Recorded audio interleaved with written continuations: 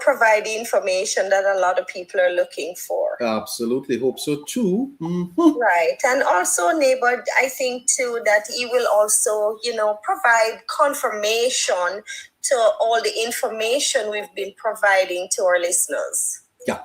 One thing I can tell you is that the People's National Party, but by the way, I think their behavior, in my view, is quite disgraceful, because I sense that there is a deliberate attempt to mislead, and it's unfortunate.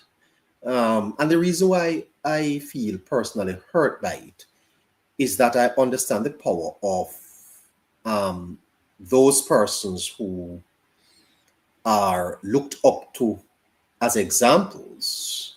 And, there are always vulnerable people in every society, but especially a society like Jamaica, where we do struggle with some amount of civic literacy and under education. And it appears to me that the exploiting of that is almost sacrilegious.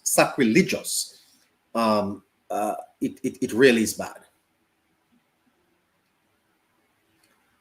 I totally agree, neighbor. It's something I mention every day. I've not just the PMP, but I see where several media entities are also embarking on this mission of dumbing down the people for their own benefit, neighbor. I see it, and just like it hurt me too. Yeah, historically, societies are in demographics, demographics, Chuck.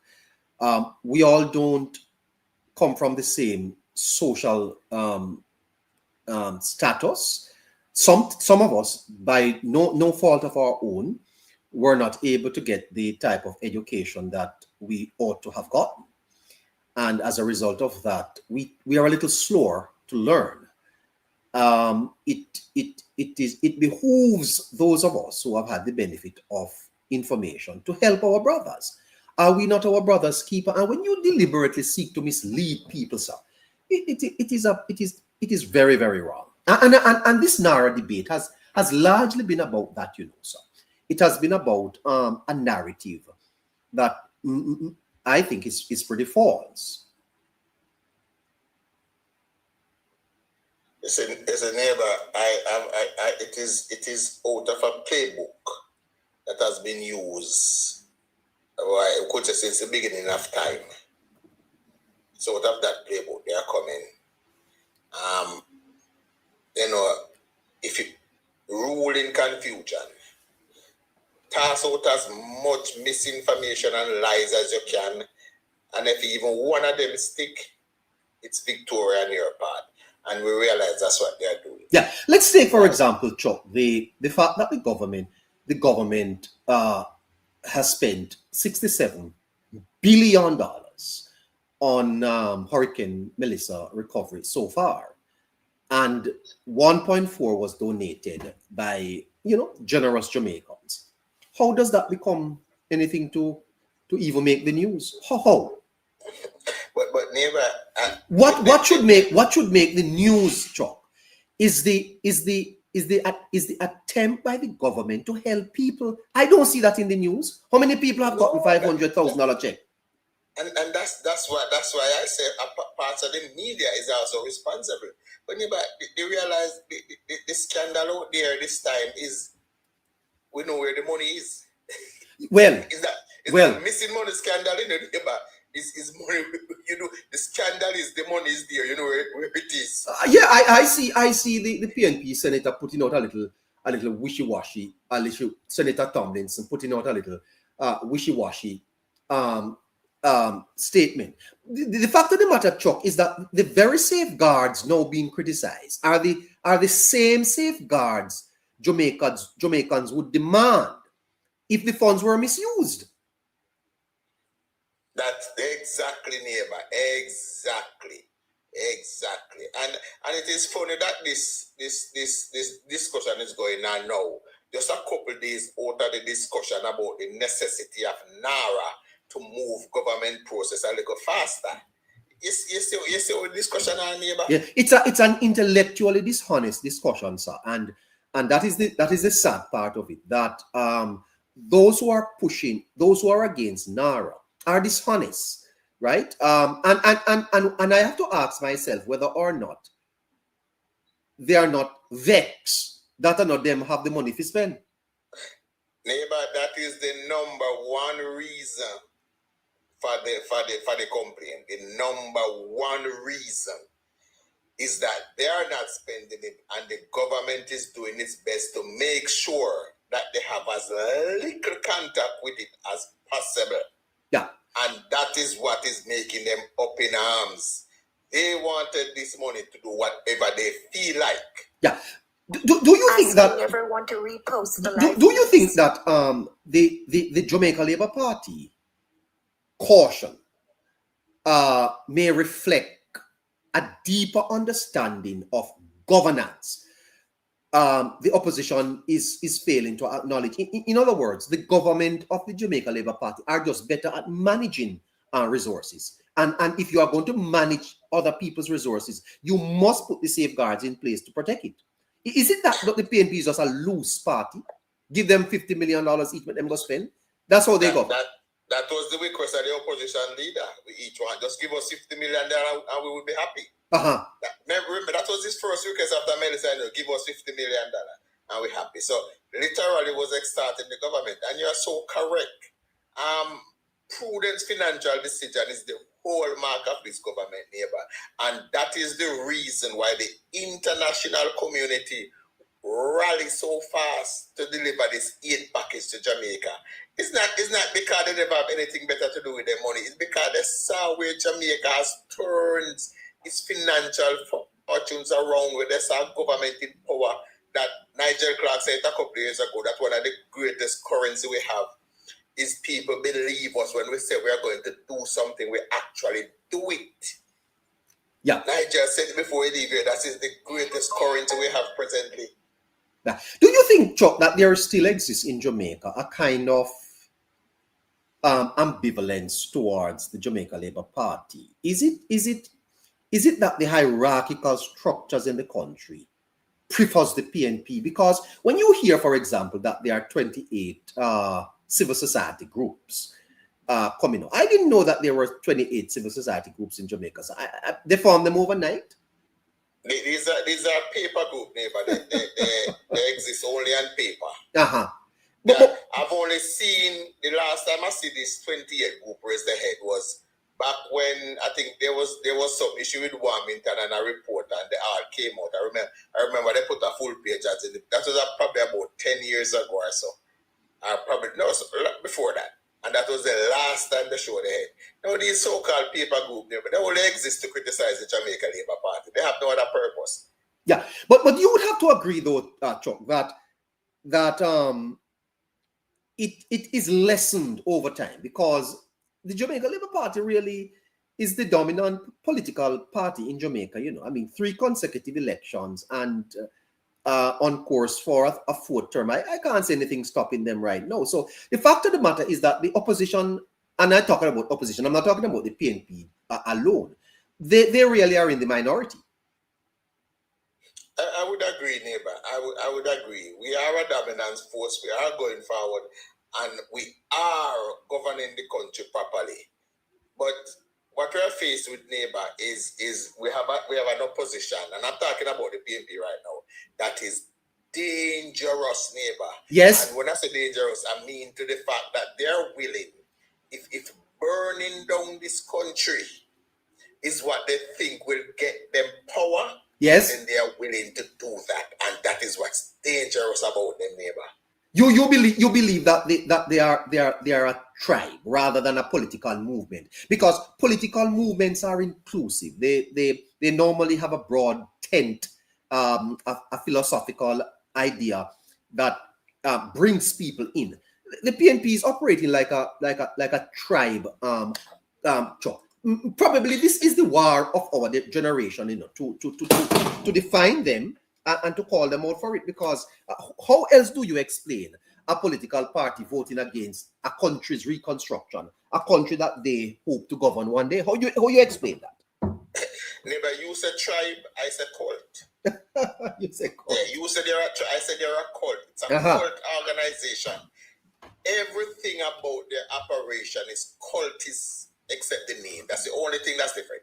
But everything, the way they operate, their tender, everything about them, they're a cult organization, neighbor. They cares nothing outside of 89 Old Hope Road is mother the PMP. Nothing outside of that. All they care about is their way to power.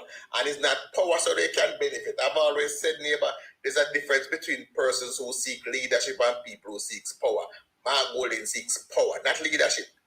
Yeah. He has never exerted any interest in leadership, not since he took up opposition, but he exerts interest in power, and that's all he seeks. Well, it doesn't appear that that seeking of power is going to be realized at all. Chuck, how do you feel about the current happenings in Parliament? Though there seems to be a design by the opposition to be disruptive, deliberately so. Isn't it something that I think Jamaicans and people at various levels of leadership should recognize and say something about? Because isn't this sounding deliberate?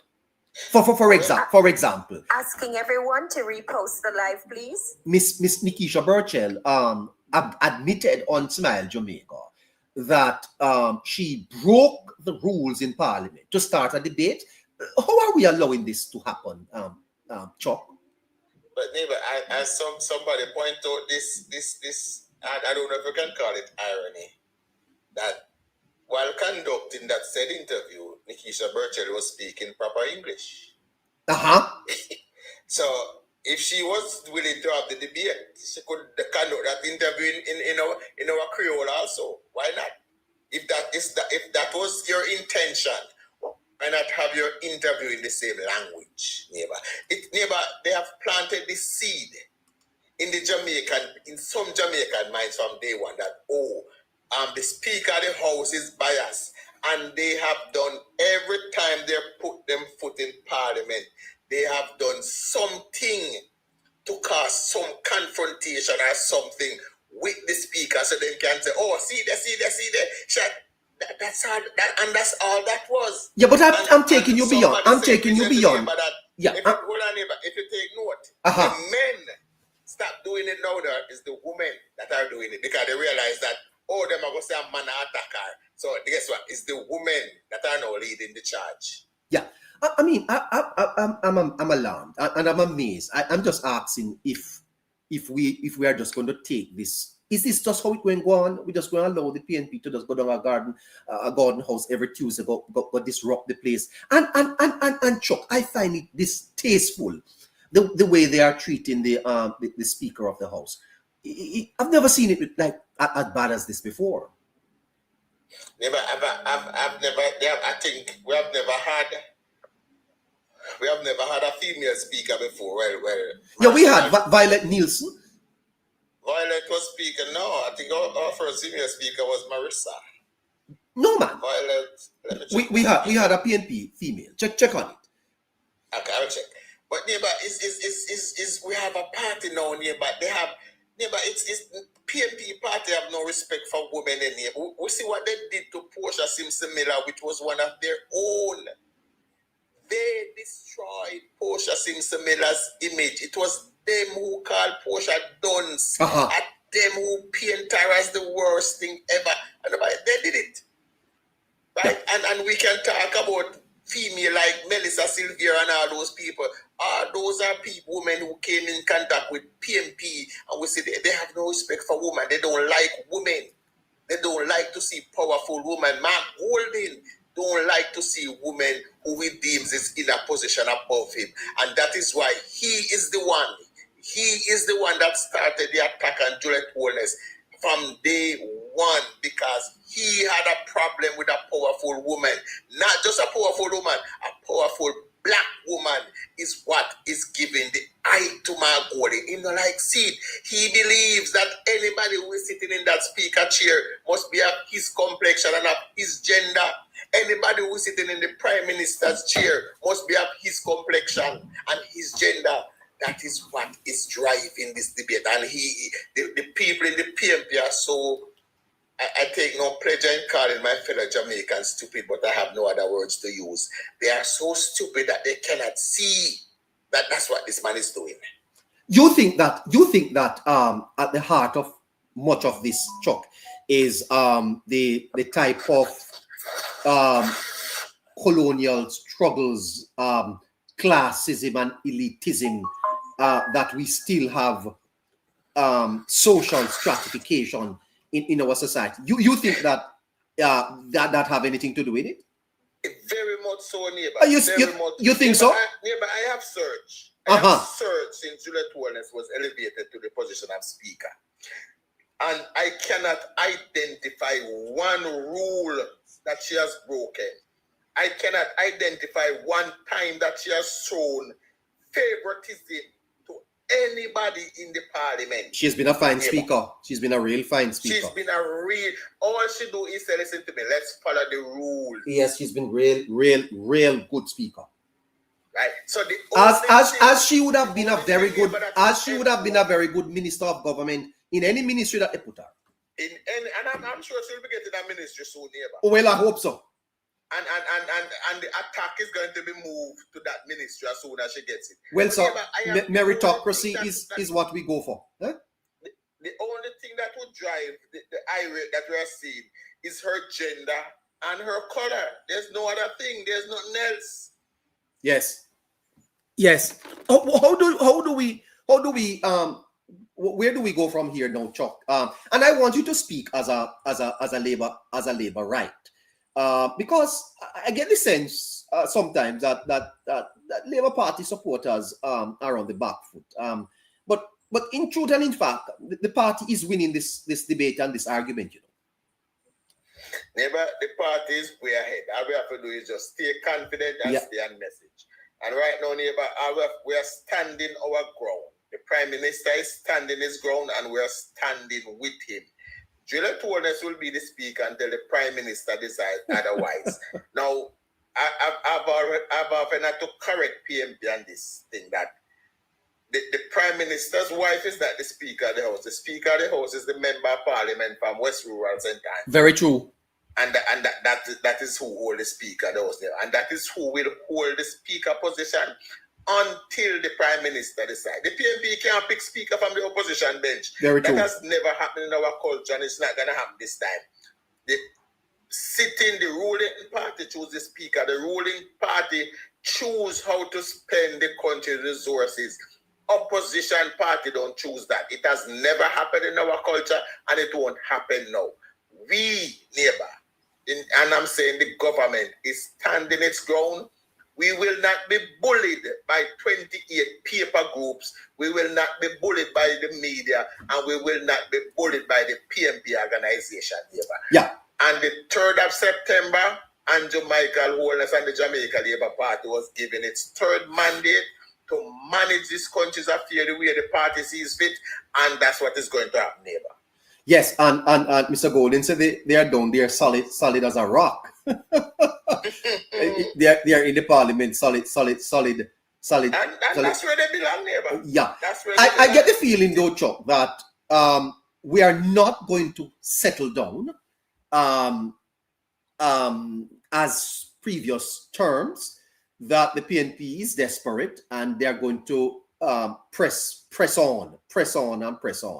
And therefore, there is a negative involved here, though, you know, Chuck, because we are more than 4 years out of a general election. And quite frankly, we need opposition, but we don't need obstruction. And what we are facing now is obstruction.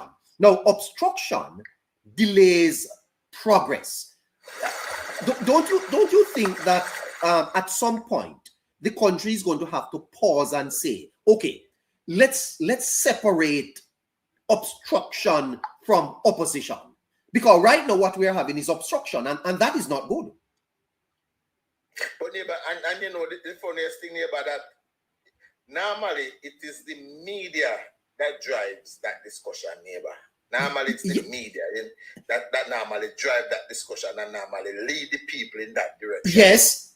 But we have a media now that is in cahoots with the party and a mission to destroy the government and by extension Jamaica, if that's what they feel necessary. So it's difficult to get people to start thinking and say, listen to me now, here. This is right, this is wrong. We can question that and we can question that, but we have to go with this. But what we have, the mass media neighbor, is not playing its part in driving that discussion. And that is why it is difficult. And right up until 2020, neighbor, we used to have the media driving that discussion. The media was the one that would give people information. Gleaner would publish, Observer would publish, CVM, they all would publish. Yes, when the government is wrong, they brought that to the people. When the government is right, then bring that, and people could decide. Since 2020, neighbor, and this can be marked, since 2020, there has been a change in the coverage by the media in Jamaica. But why? But why? Because Mark Jefferson Golding became the president of the People's National Party. Is it? And his best friend from childhood took over the largest media conglomerate in the Caribbean. And made a decision from the top. Nothing negative about the PNP, nothing positive about the government. That's a decision that came from the top nearby. That's it. Wow. That is why even though the country neighbor enjoyed a 50% reduction in crime over a 3-year period, you have never seen a headline in the paper to support that. A 50% reduction in poverty, you have never seen a headline in the paper to support that, neighbor. All of these good stuff we have, you have never seen record unemployment rate. You have never seen that.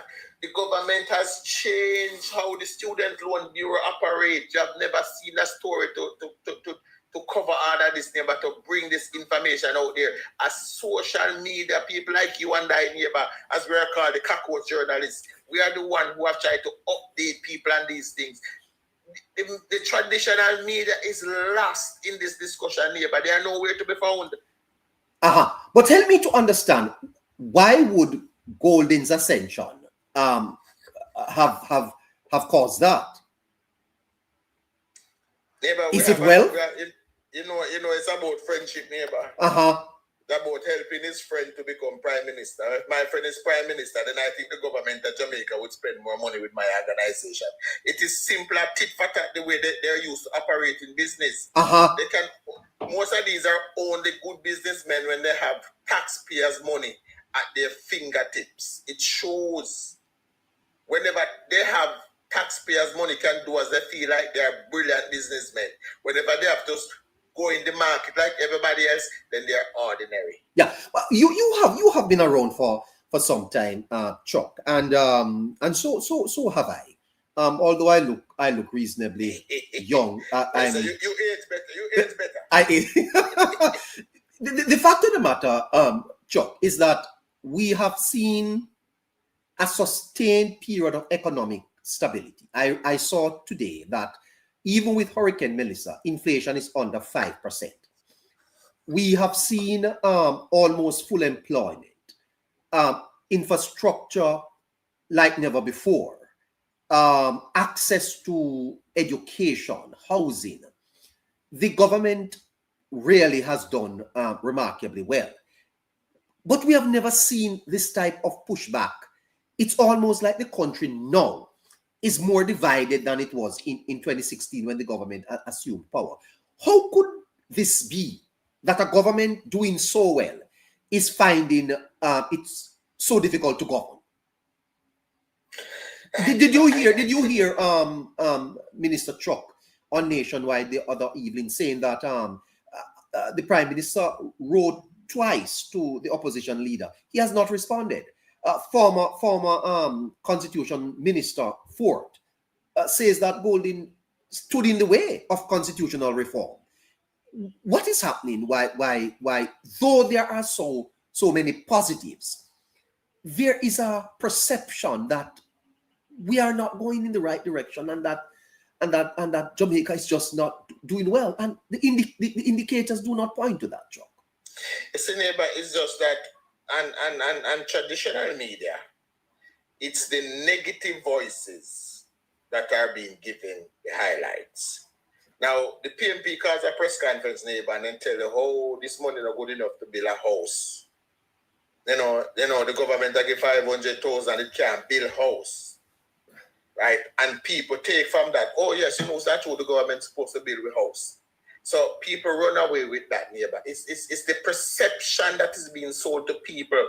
And neighbor, I've said it before, neighbor, it's the first time in a long time that I have ever been nervous about our democracy. You are nervous, sir?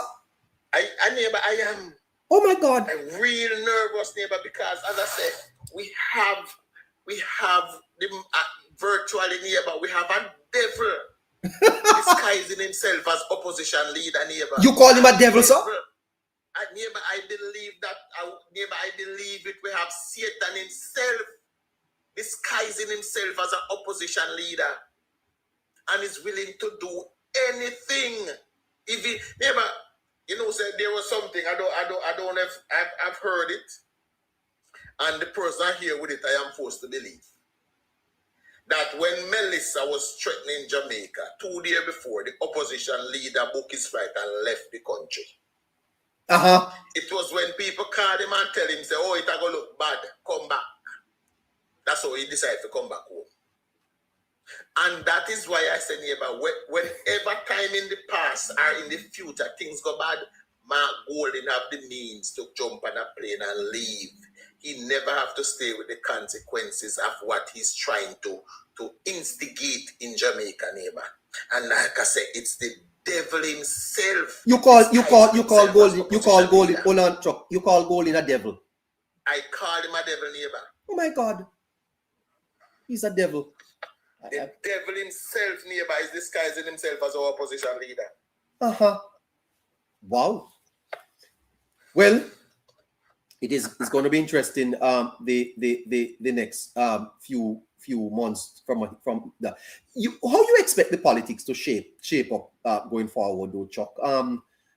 As soon as the NaRRA bill gets through the Governor General, you think that they'll quiet and settle down and we can get on with building the country? Because at some point we have to keep which is what I am admiring about the Prime Minister. If you notice, the Prime Minister is not paying any attention to the noise, He's focused on the job that he was employed to do on September 3rd. But that's why you're a boss. Yes, you are the warrior. You will fight it. Yes, we are the one. We can. He can focus. Leave the war to us. We'll deal with it. Yes. But I don't think they will ever settle down, neighbor. No. They will never settle down, neighbor. But they have their own. They have their own problems, So I understand that the leader is fighting for his own, like Keir Starmer in the United Kingdom. Yes, he's fighting for his own survival. He's an Englishman, so England had about 10 prime minister in the last 15 years, so he can go over there. He to become prime minister over there. That's what he wants. They have the record. They have the record. So he can go over there. But they will always move the goalpost to something else. Yes. Always. So there will never be any settle down. As I said, neighbor, if burning down the country is what they feel is good for them, that's what they will do. So they will never settle down. Yeah. The Auditor General, Chuck, I think, has put out a report that strengthens the government position for NaRRA. Because what the Auditor General is basically putting out there is that the bureaucratic process, Chuck, is not going to be sufficient to drive this reconstruction, Don't you think? Yes, neighbor, that is what the Auditor General should have put out there. neighbor. That's what the investigation tells them, but neighbor. But they put out the report in such a way to leave enough questions for people to ask, and that was deliberately done. They went. You think it was deliberately done? It was deliberately done to leave questions for people to ask. Neighbor, they know why the money is sitting in the account. They ask questions and they get answers, neighbor. Those answers could have been in the report. But what you say here is very concerning, that it was deliberately done, Chuck. How could that be? Neighbor, they went into the field, neighbor. They asked questions. Why is this money here? Somebody will answer it. Okay, what? Yes, neighbor, all of that is there. They got these answers, neighbor, but it was specifically done in order to leave question. Now, what they were hoping, neighbor, is to find some misappropriation of funds and some wastage. But surprisingly, neighbor, they didn't find it. So they had to come back with something. They had to come back with something. Can you imagine, neighbor, the Auditor General went in and audit, real-time audit of emergency spending, neighbor, emergency, and could find no misappropriation? Yes. You know, Chuck, that is fascinating. When you put that in context of our history or the People's National Party history of nepotism and corruption, it is quite impressive. Very, neighbor. There's a line in it, neighbor, and I don't think I pay attention to it, that says they find materials that were received but wasn't signed for properly. They know it was received, but it wasn't signed. So a signature was missing. Nobody never signed it, but they know they got the material.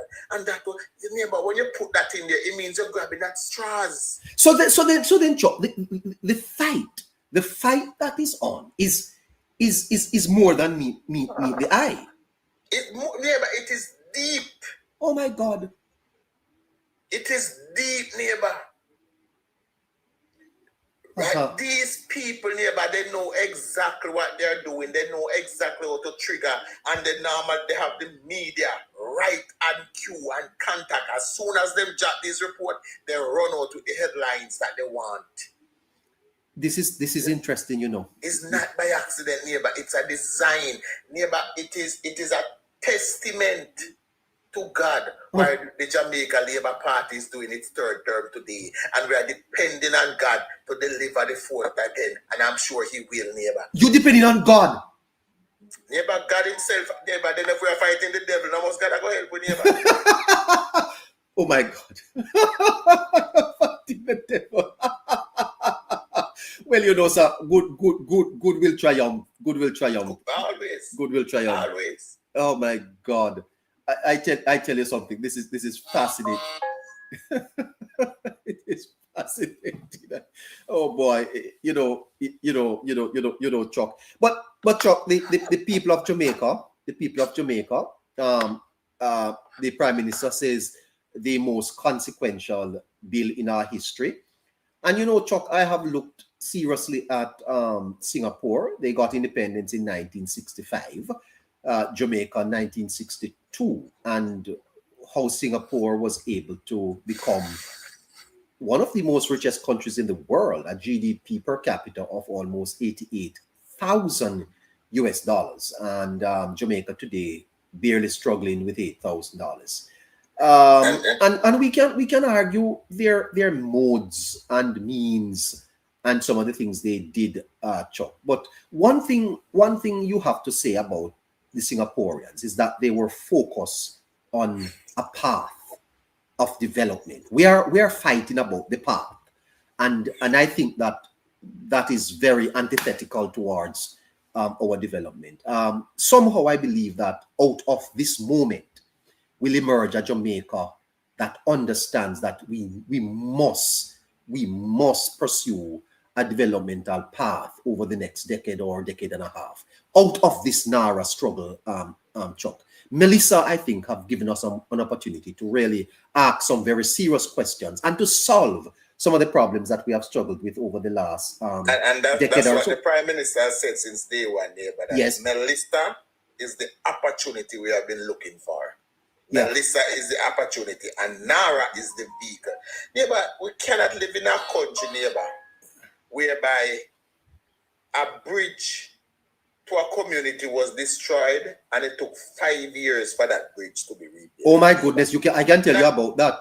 I can tell you about because but not because the government didn't want to build it, neighbor, but because the process of getting even the first load of sand to drop it takes 4 years. Yeah. And now we want to rebuild after hurricane, and the leader of the opposition, who governs probably the most affected constituency, his party represent them.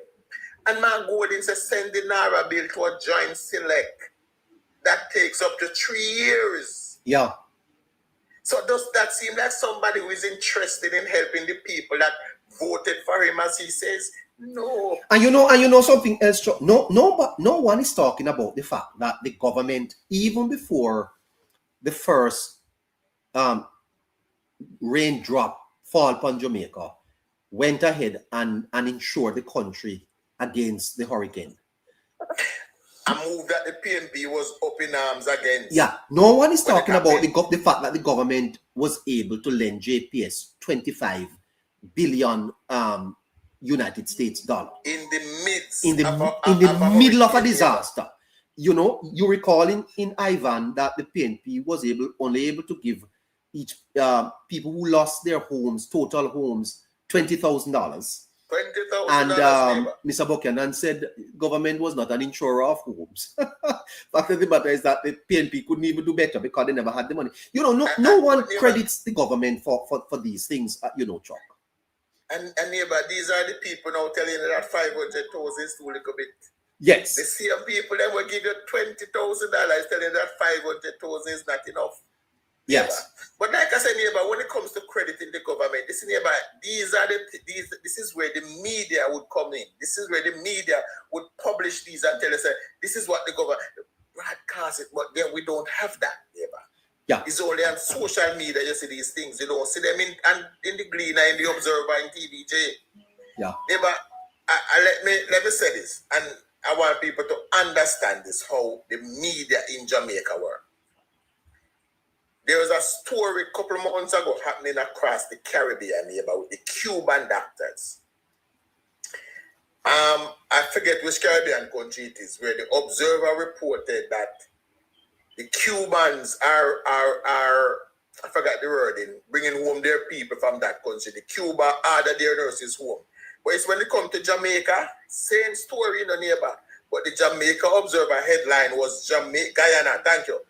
Jamaica bows to U.S. pressure and expel. Same story, the same circumstances, but they tend to defame Jamaica in it while trying to elevate another country, neighbor. That is the problem we are facing. We have a media that, recently I saw it was headline how a U.S. tourist was unalive in Jamaica without any context, neighbor. These things are designed to bring down the country every chance they get. That's what our media does in Jamaica, not to lift it up, but to bring it down. Neighbor, I have been to Caribbean countries. When you ask them around, they tell you, say, during tourist season, they don't put crime on their front page. They don't. And then they hide it in the neighbor, but they don't want to scare away the tourists. They don't put crime on their front page. They don't put crime on their front page during tourist season. Oh my. In order to protect the image of the country to outsiders. Those are nationalists. National papers, own neighbor, that protect their country. Our media out here is not the same.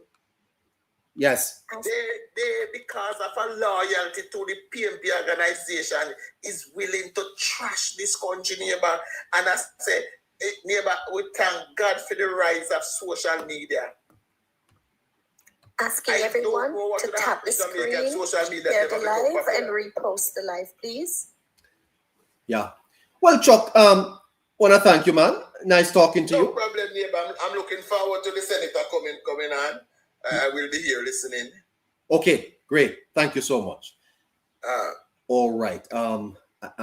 Caroline, we have a few minutes before 6 o'clock. Who else do we have? Can you just accept the request that I'm sending you from the Hello Neighbor? Please accept this request. Let me see if I can let me see if I can okay, and mute the microphone, please. Mute for me. Thank you. Mute. All right. Do we have anyone else there, Caroline? I'm sure we do, but I'll just allow you the time, Neighbor, to set up.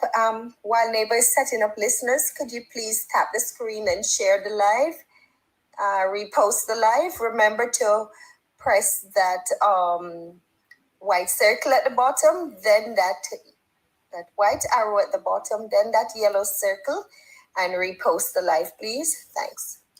All right. Okay. So let me see if I can have that. Let me turn this around. Okay. Let me turn that around. Okay. So I have that. See if you can.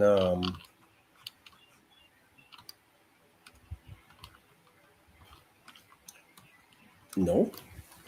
Disconnected. All right. Okay, so I'm requesting to join you again, listeners. We're standing by to join the senator. We have a few minutes, and okay, mute that. Okay, let me see what let me see if you have anybody else there, Caroline.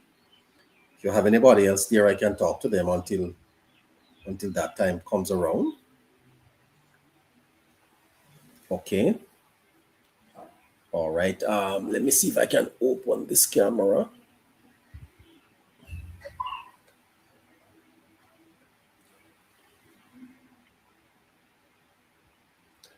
Good evening to you, Protecting. Hi.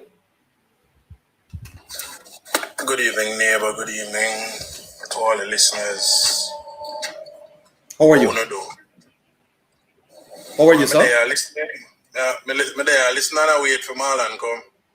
Oh, what are your thoughts on the conversation so far?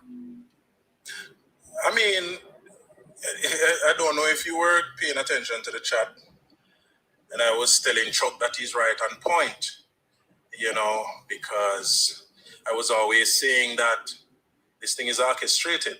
The Auditor General is just doing what she was instructed to do. That's it. That's it. If you notice, the thing is worded a particular way that leaves more questions than answers.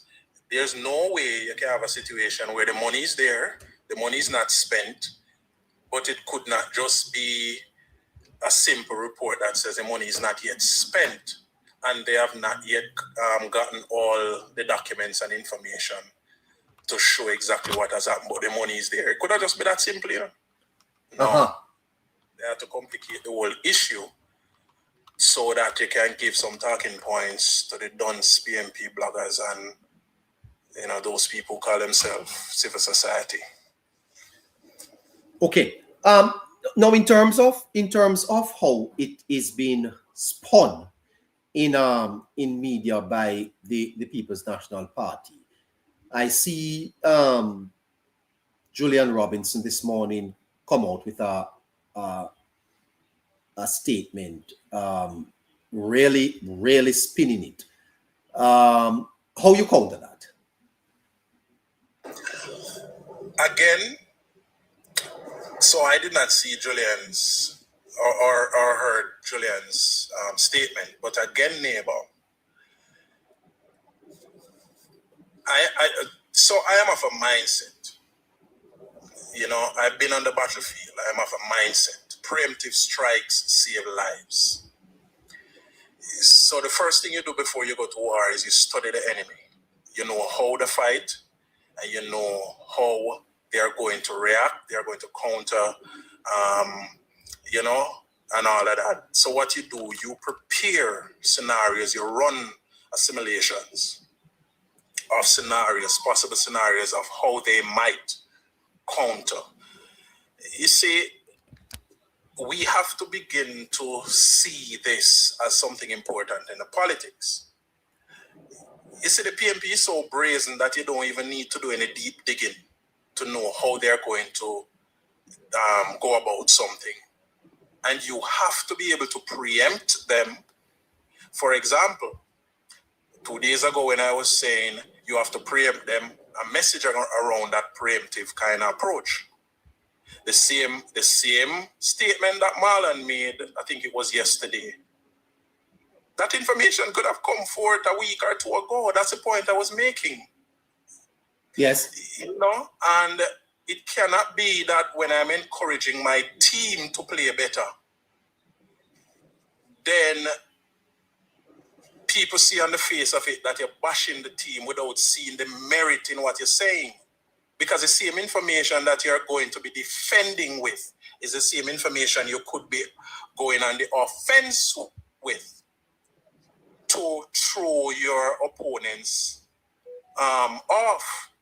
Because you have to begin to study how they play. They're more than the water muddied and you have to play in defense. So countering these things basically is sort of a preempting. Well, you're breaking up badly there, of the protecting. Opponent. There's no You're breaking up badly there. Not hearing him at all. I'm not hearing protecting Jamaica. Okay.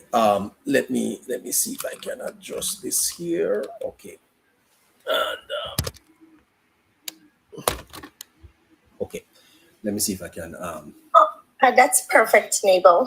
okay. All right. So let me see if I can shift a little here. Okay. Okay. I think that I'm gonna have to go back up a little. Shafreen, tell me. All right. If you can take that, all good. All right. It's cut off. It's cut off at the top. All right. So yeah, he was speaking about the fact that he has been suggesting that the party take some preemptive strikes. So there's a debate. There's a debate going on in terms of how the party is to navigate this difficulty. But I'm sure that Minister Morgan, when he comes, we will put that to him. We'll put that to him and see what exactly happens. The folks on YouTube will have to help us in the chat, and of course, those of you here on TikTok, we expect you to stay with us. All right. So. Okay, so good evening, everyone. Thanks for joining us. For those on YouTube, we ask that you be respectful in the chat and like and subscribe as you join. And for those on TikTok, we ask you to tap the screen, share the live, repost the live, and please be very respectful in the comment section as well. Thanks much. Have a great show, Neighbor. Thank you too. I think Caroline, that probably we should play the national anthem. Yes, Neighbor. That is what was sent. Did you read the memo? No, I didn't. Okay, please. Okay. All right. Okay.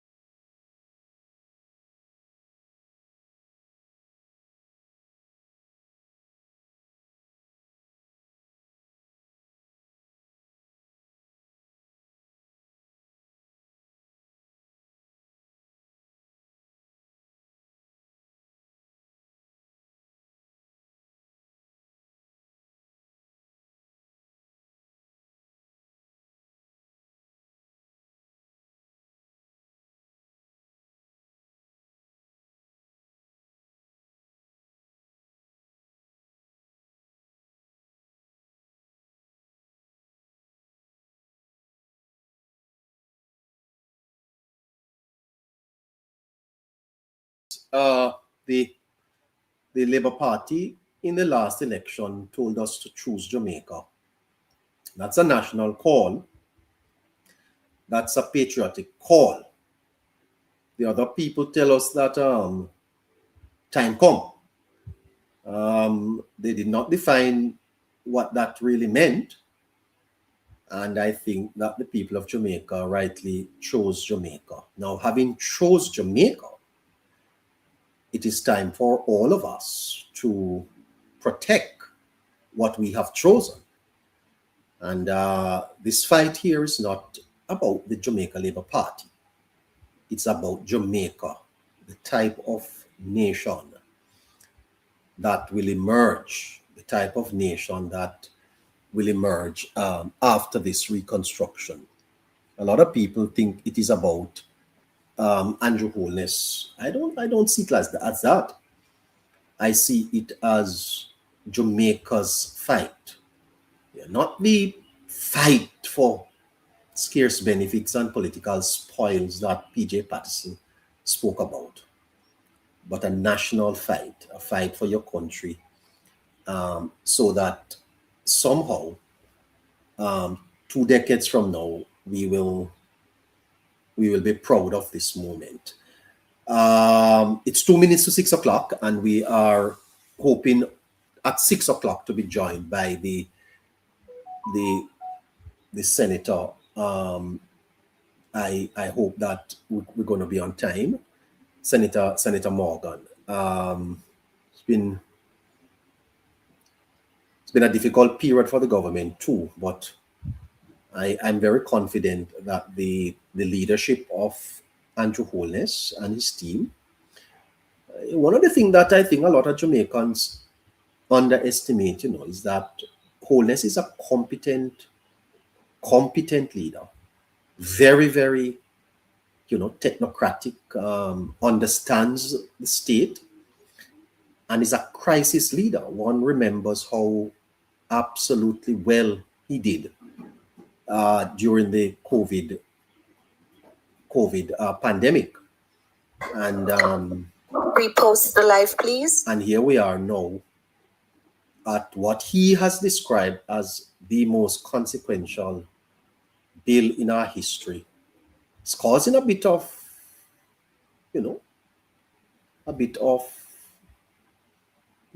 controversy, but guess what? Nations don't build without that, The challenge we are having is that the politics have gotten involved, and you know what politics does when it gets involved, especially the type of politics that is being practiced by the opposition. Not opposition, obstruction.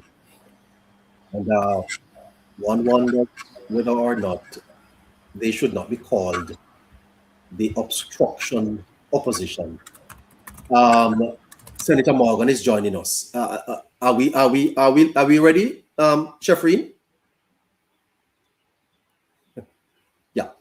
One wonders whether or not they should not be called the obstruction. Yes, we're ready. Okay, so the senator's microphone is muted. As soon as that I get the cue, I'll go. Senator Morgan, thank you for joining us. Greetings, neighbor. Well, go on there. Well, good I'm to be happy. on with you, my brother. And let me say good evening to all your viewers, both in Jamaica and around the world, because we know of the reach of your platform. You're on many different channels in terms of TikTok, YouTube, Patreon, X, whole heap of things, a crocus bag of things. And that's good, because as many avenues as we can find to reach the Jamaican people and interface with them, it is always a good thing. So thanks for having me, my brother, and I'm delighted to be on. Yes, sir, all the way to South Africa and Australia. Senator Morgan, again, thank you for joining us. There are several major issues currently shaping public discussions, from questions arising out of the recent Auditor General's report to the government's recovery response following the hurricane. We appreciate your time, sir, and we want to have a very candid and constructive discussion on those matters this evening. Let's begin with the Auditor General report, because it has generated significant public debate. We have heard strong criticism from the opposition, PNP, that sections of the media surrounding the issue of the roughly 1.4 billion in donation and how those funds were treated and accounted for. At the same time, the government's response, including explanations that you have personally helped to articulate, is that the administration has already committed and spent in excess of 67 billion on recovery. For viewers trying to separate the politics from the facts, put the entire matter into perspective for us. What do you believe is being misunderstood or misrepresented about the Auditor General's findings? All right, I thank you for the opportunity, neighbor.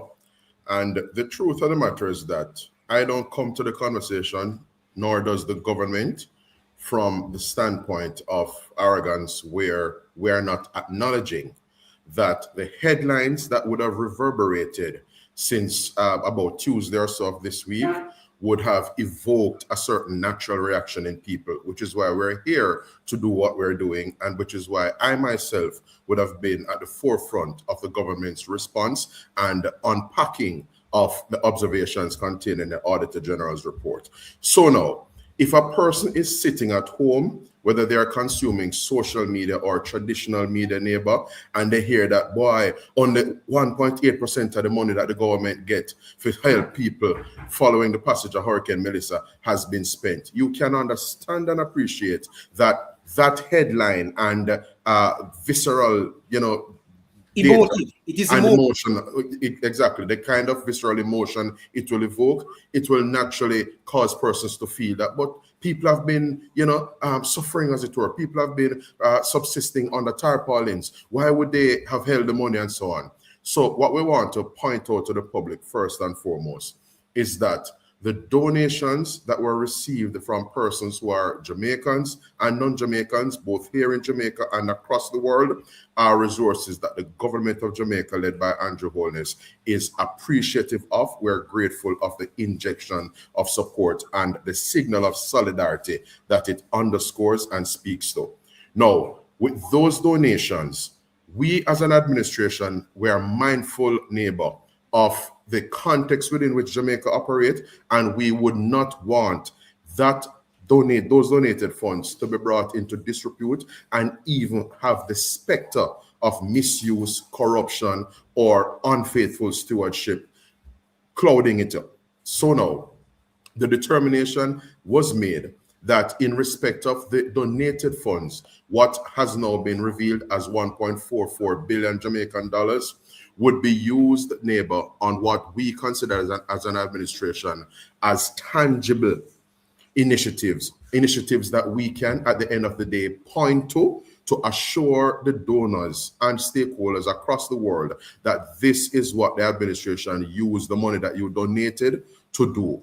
So we determined that we would use some of those resources to assist and offset the cost of the government-assisted roof repair program, which is different, that is separate and apart from the roofs program. So the government-directed roof repairs program is a program which sees the JDF leading the charge, and Jamaica also thankfully and fortuitously benefited from the support and partnership of other militaries around the world, not least Ghana, Rwanda, Guyana, and I think there was at least one other. It may have been Ethiopia. Now, those military outfit, in addition to the JDF, went around rural Jamaica, Western Jamaica in particular, and they sought to effect roof repairs to structures that could take the roof repairs. Because as you can appreciate, there are some persons who would have had displacement to their households, but the structure, the substructure would not have been in a state where it could have accommodated the repairs in that particular initiative that was undertaken, that government-directed roof repairs program. So as at today's date, there are some 400 plus roofs and 400 plus dwellings that would have benefited from that particular intervention, and that is to be lauded and appreciated. So separate and apart from the government-directed roof repairs program, the government has also earmarked, via ODPEM of course, some $600 million to treat with the preparation of the base, the concrete bases, neighbor, that would be used to mount or erect the modular housing solutions that have since been coming into country. And we gather just under 1,000 of them are in country as we speak. The intent is to have just under 3,000 of them landed in Jamaica. I gather in the weeks and months ahead, we will be up to just under 3,000 of those modular housing solutions, which are semi-permanent housing solutions that you cannot just put down arbitrarily or willy-nilly. You have to have them erected for, you know, it's best practice and commendable and advisable that they are mounted on appropriately prepared concrete bases. So the money that the government got, you're not putting them back on stilts. there you go, my brother. Not no little, you know, less than sturdy and inappropriate stills, or, as I said, less than sturdy substructures or bases. Because what we want to do, and it is one of the points that the Prime Minister has made, it's one of the points that others in the administration like myself continue to emphasize, and that is, based on where Jamaica is situated in terms of just the physical dynamics, we know that it is not a matter of if, but more so a matter of when. So we are within a location that makes us prone to the vagaries of adverse weather, for example, hurricanes and storms. And so it wouldn't make sense for us coming out of Hurricane Beryl in 2024 and subsequently Hurricane Melissa in 2025 to be just doing things in a business as usual, perfunctory way. So what we have decided to do is to focus attention on building resilience, which is what NaRRA is largely about. We will come to that further in the discussion, but we're treating with this very important thing up front. So resilience building, neighbor, is an area that the government is focusing attention on, because our tagline is that we're seeking to build Jamaica forward better. Rather than build back. So we're not just merely building, because building back means you just put up and bitch up a thing and put up a structure. What we're seeking to do is to build forward better, because whatever the government does, it is well thought out, it is appropriately considered, it is guided by evidence and research and appropriate technical guidance. And that is one of the things we want people to understand. So we did not want to use the donated funds, that $1.44 billion donated, on things that we would not be able to tangibly point to as an administration. And that is why the $600 million, as I said earlier, was earmarked to support the whole business of the modular housing solutions, and remaining aspects of it will be doing similar recovery-related activities that the administration can point to the donor community and say, see there, this is the before, this is the after, this is the impact that your support and intervention has had. Because as we speak, neighbor, in central Westmoreland, a community, a settlement is being prepared to situate persons who would have been domiciled and subsisting, unfortunately, for a protracted period in respective shelters. So those persons are going to be located. I gather it may be upwards of 40 or 50 of them, and the government looks forward to that, because, as you know, while people would have been displaced as a result of the passage of Hurricane Melissa, it is good to preserve and restore our Jamaican brothers and sisters to a sense of dignity, my brethren. So that is what we're prioritizing. That's fantastic. I thank you for that. But Senator, there are some people, including supporters of the party, who have argued that while the government's response to the Auditor General's report was detailed and helpful, it also came across to some as reactive or defensive in some regard. And Senator, I'll say this personally. Many people felt that your response added important clarity and context to the discussion. But the criticism remains that the information was available. Perhaps it should already have been proactively placed in the public's domain before the controversy escalated. Did you see Julian's piece today? Yes, I saw it, and I want to. How do you respond to that concern? And does the government believe that there are lessons to be learned about the transparency, communication, timing, and how major national expenditures are explained to the public? You have touched on an important issue, and you at the back end just now, neighbor, went precisely where I, would have gone initially in responding by simply saying this. The findings of that Auditor General report would have captured the news cycle. It would have occupied column inches of newspapers and indeed the discussion of many persons on social media and elsewhere in the country, right? And you are correct. To the extent that the Auditor General undertook a particular body of work, and to the extent that the government, which has superintendents over the stewardship of the resources and, of course, the response by government to the passage of Hurricane Melissa, we, from a communications and just public information standpoint, as we seek to bring the Jamaican people into our confidence and retain that confidence so that persons like Julian Robinson, as he sought to do today, and others do not seek to maneuver and exploit any aspect of information deficit or trust deficit, right? Yes. So looking back at it, it is a very teachable and instructive moment that preparing the wicket and just helping to form the narrative and leveling with the Jamaican people, because the administration, neighbor, has nothing to hide.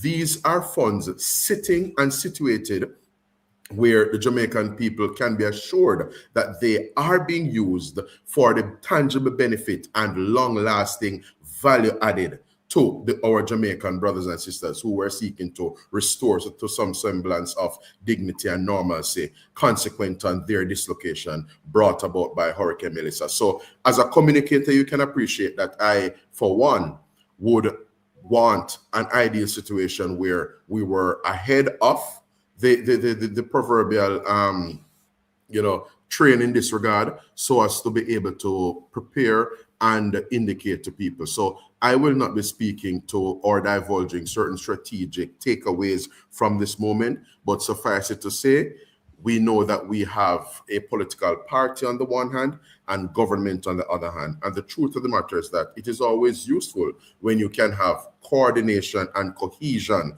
between the two, so that ultimately the people of Jamaica stand to benefit. Because what we as a political party are assuring the Jamaican people of is that we're not in the business of misusing funds that come into our coffers as a country. And you can appreciate that we are now in a new era of management and accounting for public funds, which is why we're having the very discussion we're having today, because we would have seen successive Auditor General reports, particularly over the life of previous PNP administrations, which would have spoken to massive corruption, massive misappropriation, and massive loss. You can think of such things as the NetServe Solutra scandal. Too many to mention.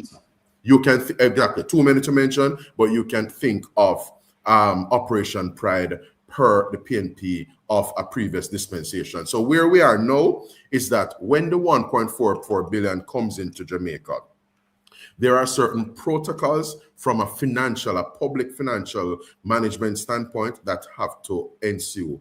And what that simply means is that for the funds to be expended by ODPEM, they need authorization so to do, and that is important for accounting and audit related purposes, because ultimately when ODPEM does what it does, the government, for budgetary and law related reasons such as the provisions of the Financial Administration and Audit Act, you need to be able to appropriately account for and point to the sums that came into ODPEM consequent on the Support Jamaica Hurricane Melissa Relief Platform, that 1.44 billion, and what it was used to do. And what we're assuring the people of Jamaica are two things.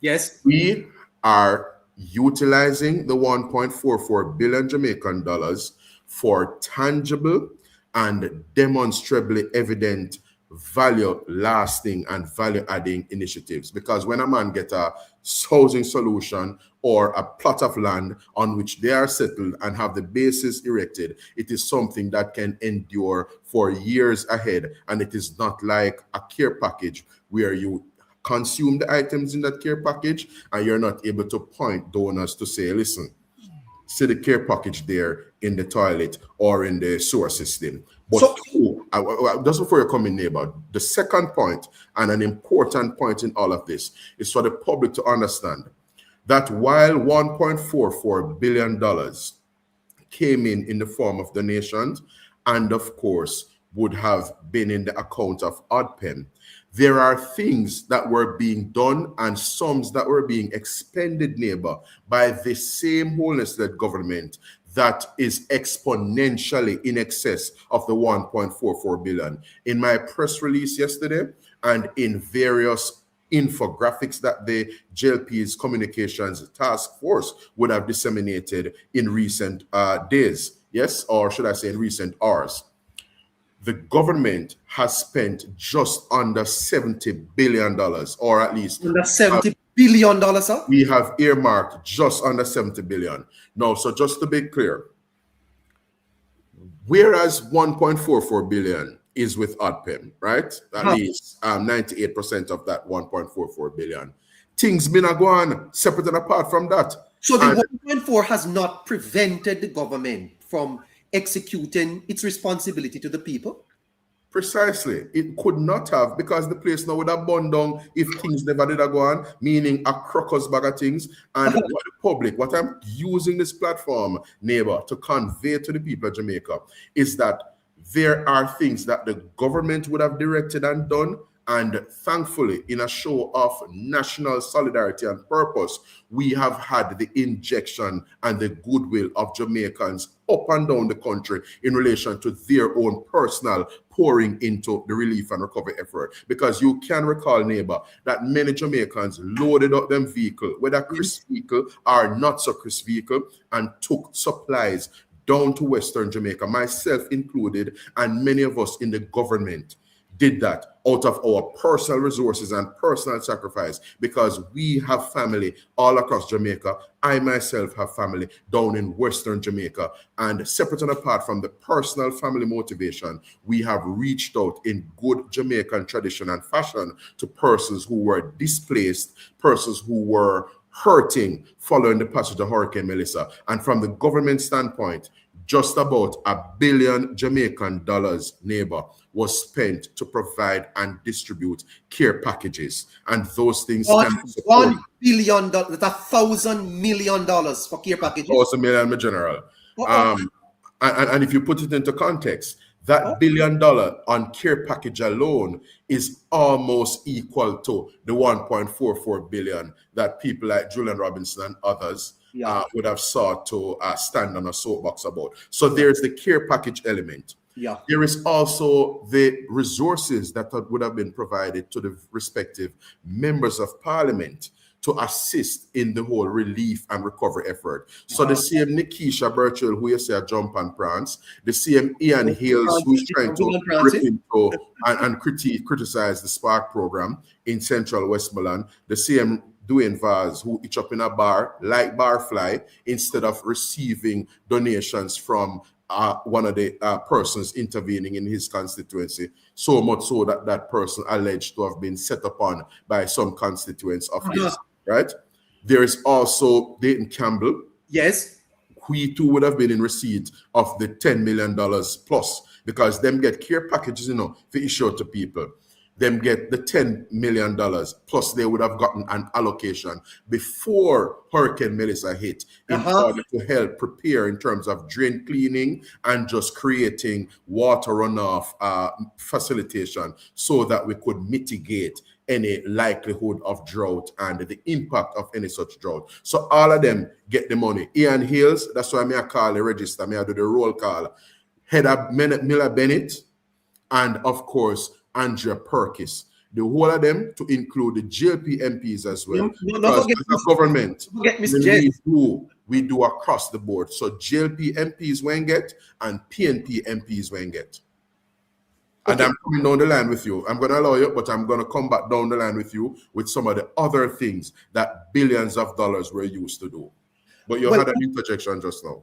Well, thank you. I want to put it to you, Senator, that there is no question that many regional and international observers, including institutions like the World Bank, have commended aspect of the government's response and recovery effort. The World Bank calls it world leading. Yet, despite that, there still has been sustained criticism from the opposition. MPs, you just mentioned some of them, and the opposition leader himself, who argue that the government's response has fallen short in key areas.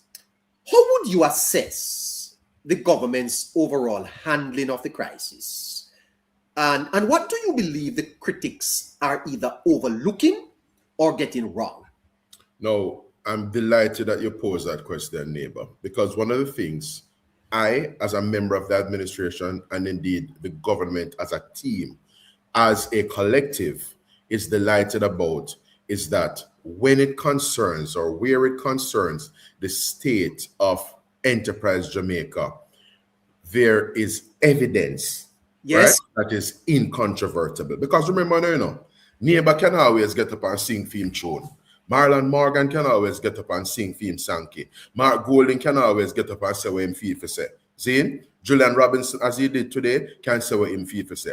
But what distills all of that, what all of that comes back down to, is what I would like to describe as, neighbor, the incontrovertible, objective reality that stands before us. In other words, the sums expended and what they were expended on in the government's response to the passage of Hurricane Melissa is just incontrovertible. As an administration, my portfolio minister, Senator Dr. the Honorable Dana Morris-Dixon, she presented in an open and transparent way before the Jamaican people on about 9 or so consecutive days as the system approached and after the system.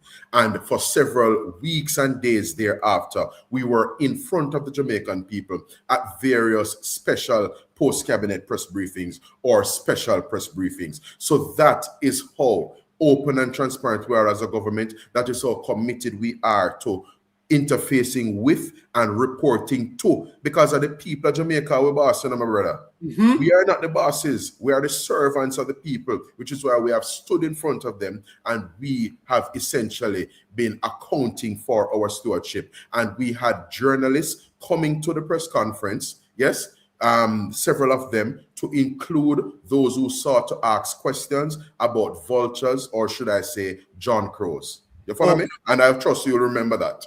That's how open and answerable we have been to the people.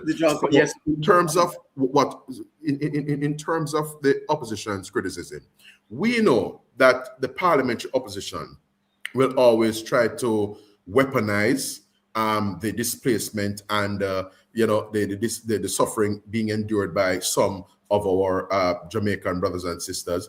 We know that they will always try to be politically opportunistic. And one of the things that I am personally disappointed with is that it appears to me, it has been clear to me, neighbor, that instead of using and focusing more of their attention as members of parliament on directing their constituents to and pointing their constituents to windows of assistance and opening up avenues to assist their people, they have simply been in the business of either peddling falsehoods, or, of course, just trying to exploit the hardship of the people. In other words, Nikisha Burchell, for example, stood up with one of her constituents. I think the man named Bongo. Don't quote me on that. However, the very location that Bongo had his shelter, I gather it is situated on Jamaica Railway Corporation property. And Nikisha Burchell was there parading with Bongo saying that he not seen nobody from the Ministry of Labour for come to we call the word assessment at his place. How could the government go on government property to do an assessment in respect of persons who would have been there clearly as an informal settler As members of parliament, you have to provide leadership, neighbor. Yes, sir.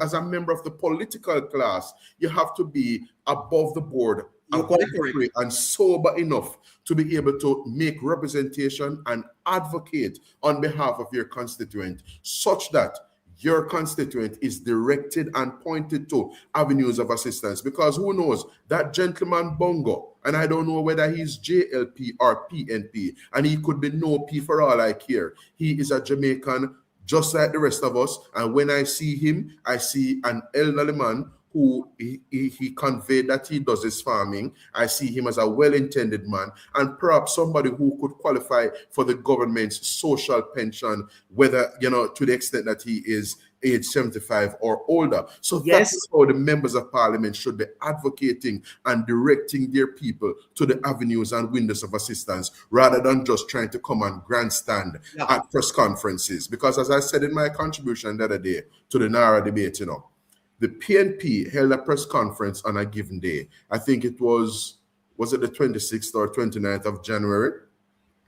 They had a press conference in the morning to bemoan the slow pace at which recovery was taking place. And then Mark Golding got up in Parliament that same afternoon, just about 4.5 hours later, and said that we need to put NaRRA to a joint select committee.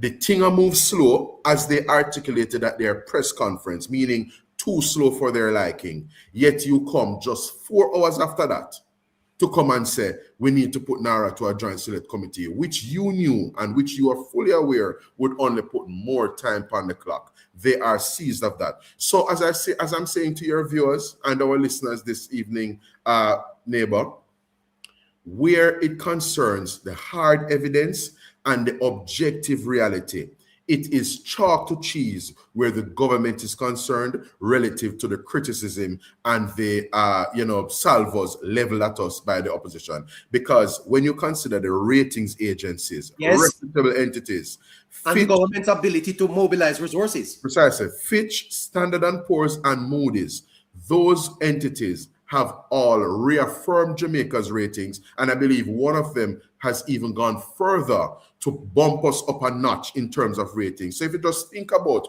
where Enterprise Jamaica is at present, we were batter bruised by a Category 5 hurricane, and even in the wake of that batter bruising, the black eye and all that we had coming out of the passage of that system, we were still able to get our rating agencies, reputable entities around the world. These are not people who have a JLP membership card or a PNP membership card. These are reputable ratings agencies all around the world that were able to look at Enterprise Jamaica and say, listen, these guys are credit worthy.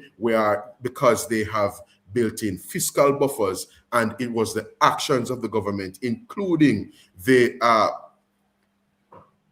gray matter of former Finance Minister Nigel Clark, that has taken us to where we are, because we were building up the capacity when we did not have adverse weather events, so that now that we have adverse weather events, we are not falling, we haven't fallen flat on our laurels, because we had a catastrophe bond.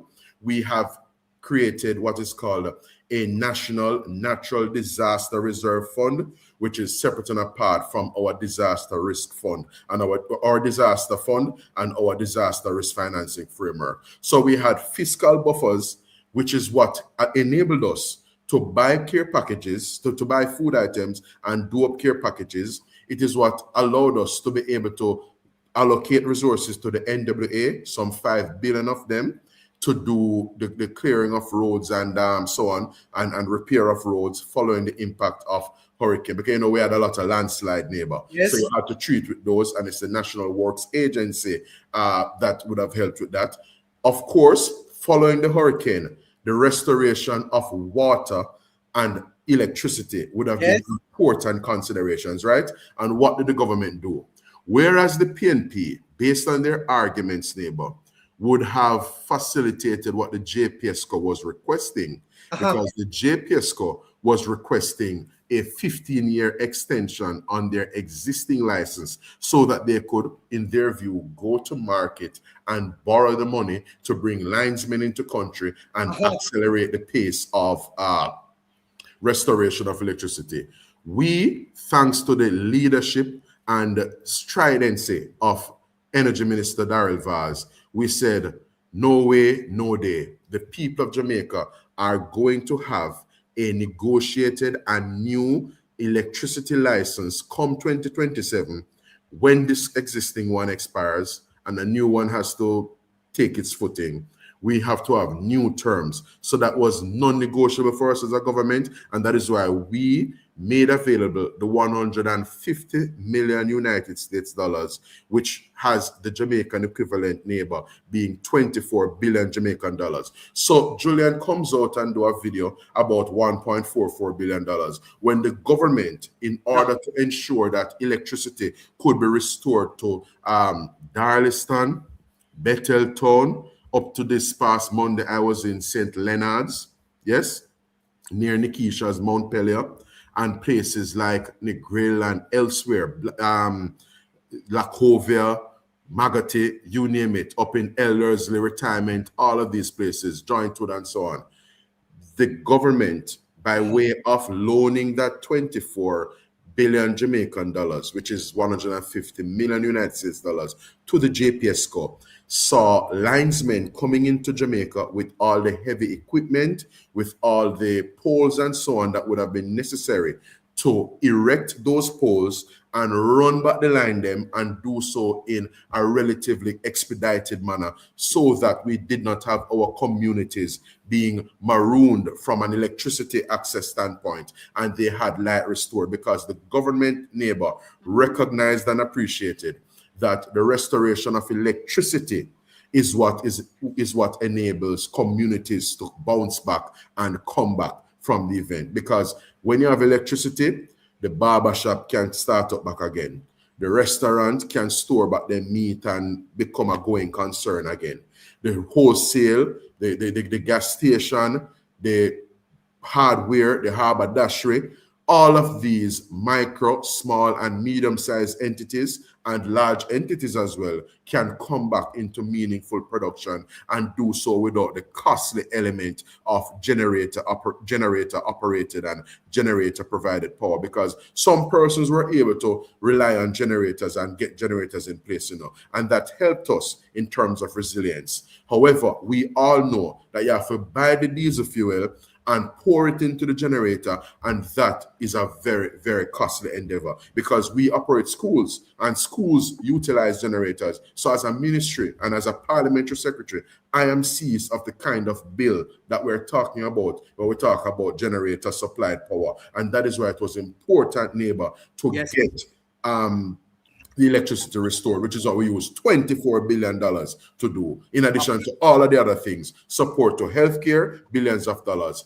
Restoration of water system, billions of dollars. And of course, as I said before, we would have spent considerably on getting our schools cleaned up following the event, and we are repairing schools. 692 schools have been damaged as a result of the passage of Hurricane Melissa, and we're doing roof repair and other infrastructure plant repairs at the schools in order to foster resilience going forward, because as we said earlier, neighbor, we're not just building back, we are building forward better. So that's when the next breeze blow, when the next gust of wind and storm surge comes, we are in a better position to withstand that, General. By the way, Senator, they tell me I only have an hour with you. You're a heck of a communicator. What? Them tell you what? Is lie them lie. Lie them lie. I am here for at least 2 hours, my general, because of some serious batting I go on tonight. Okay. What kind of batting, Mr.? I didn't hear that. What kind of batting, Mr. I go on tonight? Serious batting. That is it, my general. Well, let's turn to NaRRA, Senator. Let's turn to NaRRA. The Prime Minister has described this legislation as potentially one of the most consequential initiatives in Jamaica's modern history, And he's particularly in relation to national recovery, infrastructure resilience, and long-term development planning. Yet despite that, it has become one of the most politically contentious issues in recent times. We have seen the opposition vote against it in both houses of parliament, sustain criticism. well, I'll allow you to complete your preamble, and then I just make a particular point of clarification. Go ahead. Yes, from various quarters, and even discussions about possible legal challenges. For many Jamaicans watching this unfold, obvious question is, how does something intended to support national reconstruction become so politically divisive? Excellent question, Maji.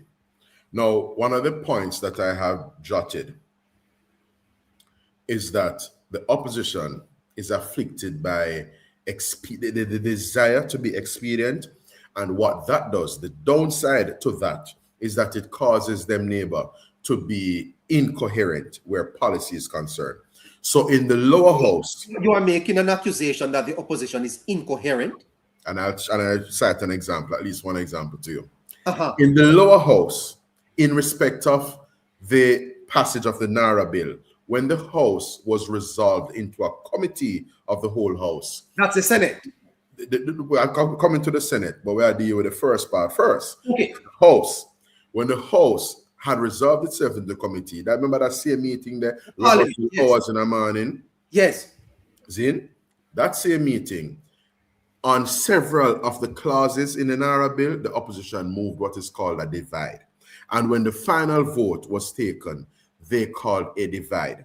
No such thing happened in the Senate. So although they didn't support it in both houses, let's be clear on that. The PNP never went support it in the lower house, which is the House of Representatives, and then they went support it in the upper house, which is the Senate, where I sit and my other colleagues in.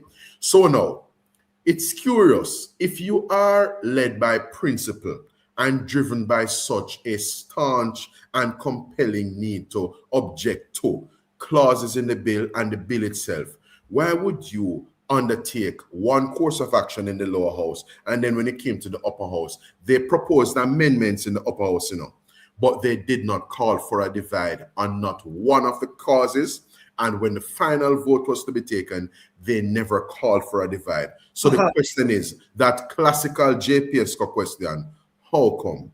How come? Because the PNP, they recognize that they were defeated by way of the lower house.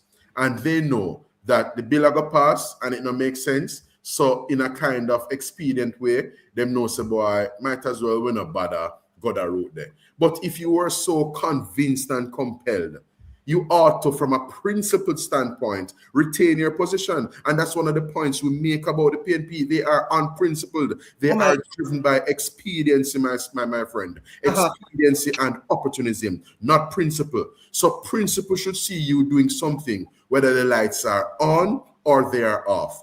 Principles should see you operating in a way, whether it is Tuesday or Wednesday.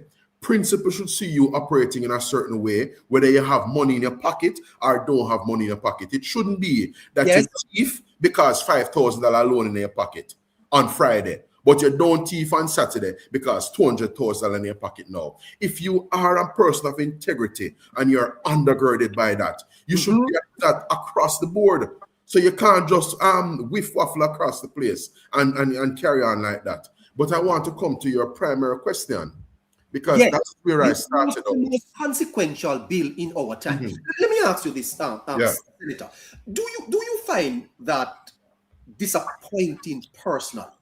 You're not as old as I am, but do you see this as democracy functioning as it should? A robust debate, scrutiny, disagreement, and to what extent do you believe political tribalism has influenced the public discourse surrounding NaRRA?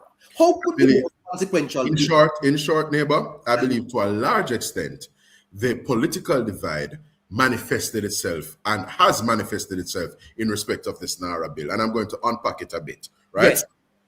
Because the truth of the matter is that where I started out in my contribution to the NaRRA debate in the Senate was that what we have suffered in this instance is the passage of a Category 5 hurricane. Yes. But this is not virgin territory for us in terms of putting our country back together. Been there before.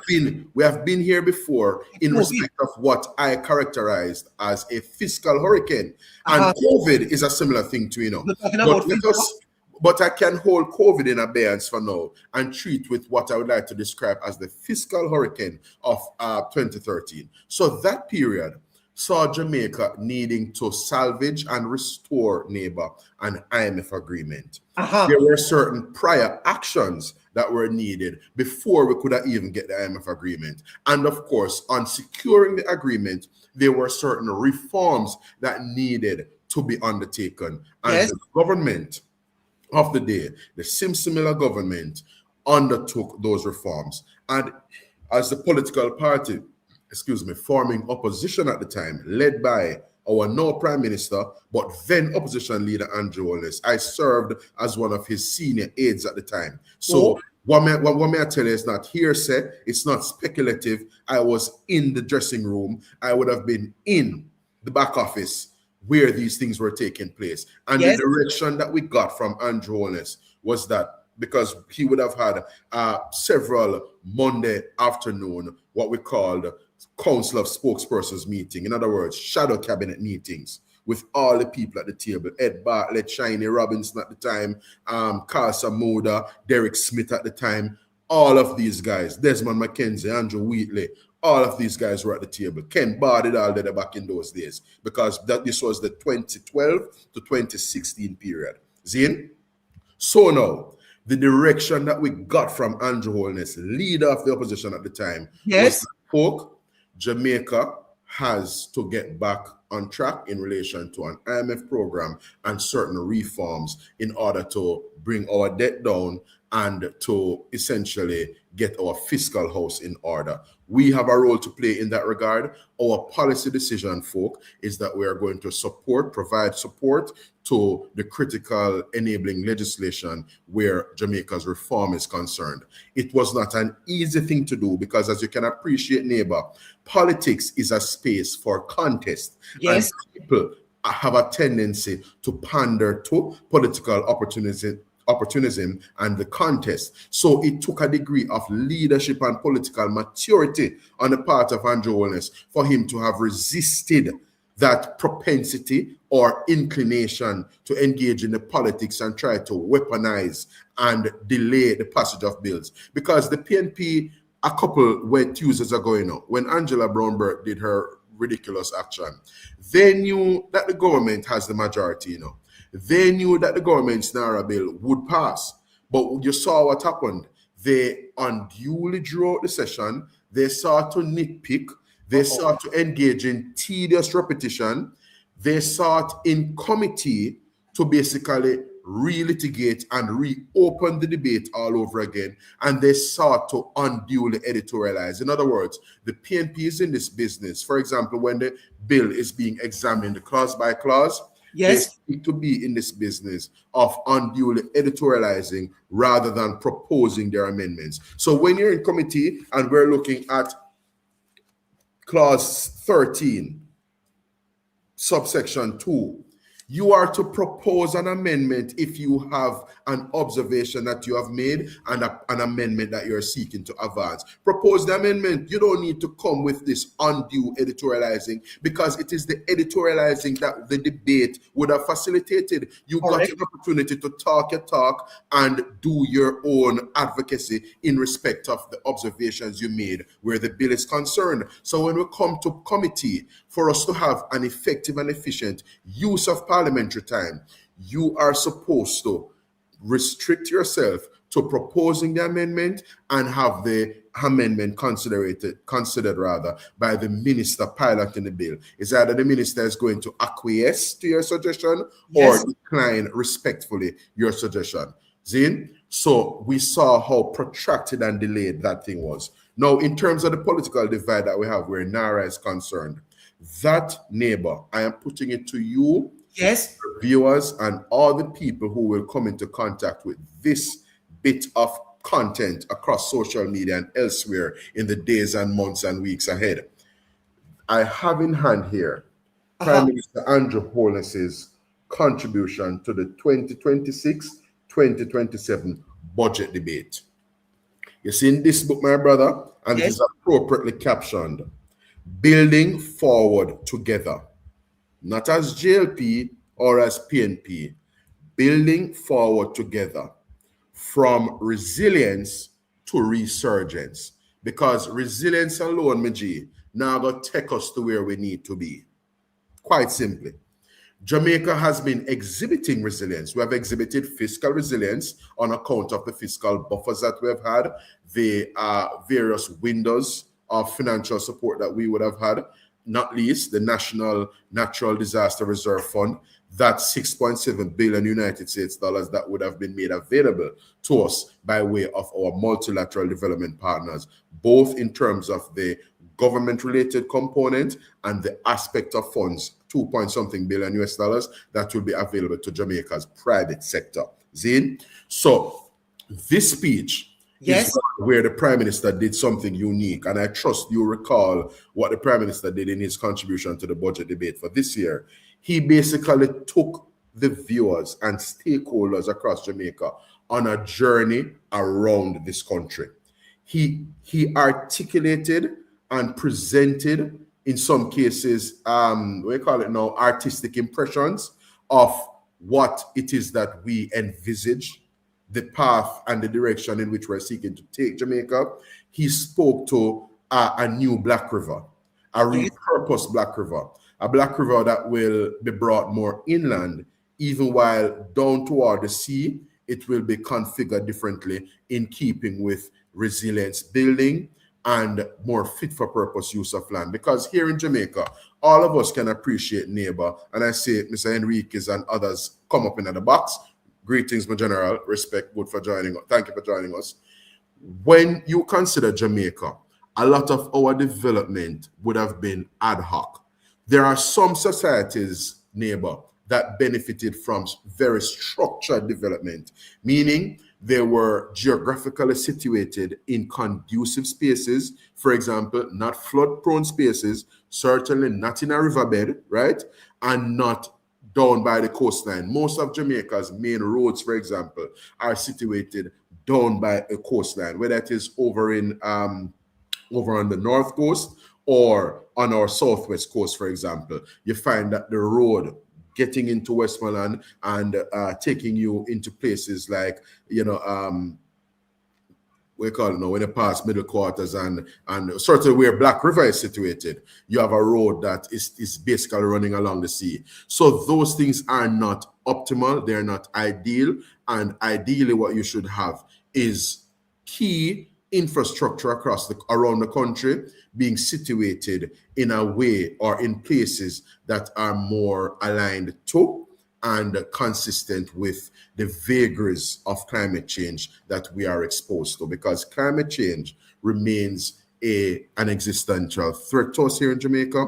We are located where we are. We can't pick up Jamaica and move it to somewhere else, nor do I think we would even want to do that. Although we are hammered by hurricanes and adverse weather from time to time, I think we kind of love what we're there and we are going easy and trackle. It is our duty, though, to foster increased resilience and do what makes sense in the here and now. So the Prime Minister took the country, the stakeholders, including the persons sitting across from him, the persons who he described as having a very easy job, because he has the very hard job of governing and taking Jamaica through the work to its great promise, while they have the very simple job of what? Just talking. And as the Prime Minister said, they talk nonsense in many instances. So talk is easy and talk is cheap. So based on what was outlined in this presentation, and the Prime Minister took us around the country, the Negril Bay, the Lucy Bay, for example, and the prospects for boating and a new lease on life down in that space, getting Montego Bay decongested by doing the roadway as it is now, the Montego Bay Perimeter Road, and getting a lot of infrastructure situated in proximity to the roadway so you can ease that congestion out of the immediate downtown Montego Bay space. The plans for Falmouth, and then you come further east in terms of Port Antonio, you come back around to St. Thomas, the plans that are in place for other areas in the center of the island. those things, when the PNP would have seen it by way of the budget debate, it clearly would have telegraphed to them, my brother, said trouble there. In my view, people may not concur with my view, and that's fine. You are DJ where you are DJ, and me a DJ where me a DJ. So in my view, the PNP would in that moment recognize that if this gentleman, Andrew Michael Holness, the same man who them like to knock and tear down, if he achieves even a half of where he has articulated in this budget presentation and what he will be seeking to achieve. NaRRA is to do. Huh? That's separate from what NaRRA is going to do. Well, much of what is in this is what would be driven by NaRRA, for example, as a special intervention. Okay. So that's the point where I'm saying this. There are persons who would have internalized this presentation and would have now associated this NaRRA legislation, the same bill back bill, or the bill up the place bill, and the bill up the place program. Where you get that term bill back bill from, sir? No, most the great neighbor, one and only. Remember, don't forget it, you know. Yes. It's only one neighbor that pan up, you know. Never two. Let's make no mistake. Well, thank you, sir. Any other guy, a flavor, not neighbor. One neighbor. The rest of them are flavor. So watch me now. Yes. NaRRA is the instrument, the entity that is going to facilitate the unlocking of the great promise and vision articulated in this budget presentation. And this is where trouble lies. Because for some people, their political considerations supersede their appreciation for this. So I'm going to put on that shirt, I'm a general, because we are Jamaica first and foremost. In your army hat. We are joined by Harry Henriquez. Member Harry is a co-host here. But I have one more question before Harry comes in. Respect Harry. Thanks for joining. In your contribution to the Senate debate on the NaRRA bill, you quoted Ralph Emerson. Ralph Waldo Emerson, a man who is a great American essayist. Yes, sir. When you said that your action speaks so loudly that I cannot hear what you say. And you know, Senator, the scripture says that by the fruit, you know them. During the same contribution, you were very strong in your criticism of the opposition conduct, describing aspects of it as vulgar, disgraceful, and deeply partisan. And you argued that opposition MPs had effectively, shunned their responsibility. They abandoned their duties, abandoned on a matter of national people. Yeah. They abandoned the best interest of their constituents. Yeah. Let me ask you directly. What explains a political party that hopes to form the government someday voting against a legislation that the government says is central to Jamaica's reconstruction and resilience? From your perspective, is this genuine concern about the bill? Is there any genuine concern about the bill? Or are we witnessing political overtaking, the politics overtaking the national interest? Yeah, let me explain what it is, in my view, at heart. The opposition PNP neighbor is operating within a particular paradigm. It takes intellectual depth, it takes intellectual work in order to come up with and present practical, credible, evidence-based, and attention or interest accruing solutions to Jamaica's issues or the problems confronting Jamaica. So you cannot be intellectually lazy. You will hear Cliff Hughes using that descriptor to characterize this current crop of opposition PNP members, from leadership right down. They're intellectually lazy. It is very easy to just operate in opposition within a context of and within the framework of weaponizing undesirables, the misery index. So if road work are going and there's dust nuisance, what does the PNP do?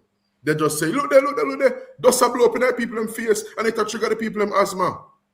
If road work are go on, as we're seeing now in parts of Eastern St. Andrew, that Wellington Drive stretch and whatnot, there's a degree of traffic and, you know, the nuisance, traffic build up. As we had some years ago when Barbican was being sorted out, when Constant Spring Road was being sorted out, and when Hagley Park, including the now Portia Simpson Miller Square, down a 3 mile lesser, was being sorted out, and we had to use that bypass around Seaview, around at the back of Seaview for a period of time. So when there are things that would increase the misery index, the PNP cannot point to solutions. What they seek to do is exploit and weaponize the misery of the people. So, for example, for many years, Jamaica has long had traffic congestion in the Montego Bay area, whether upon Top Road or Bottom Road.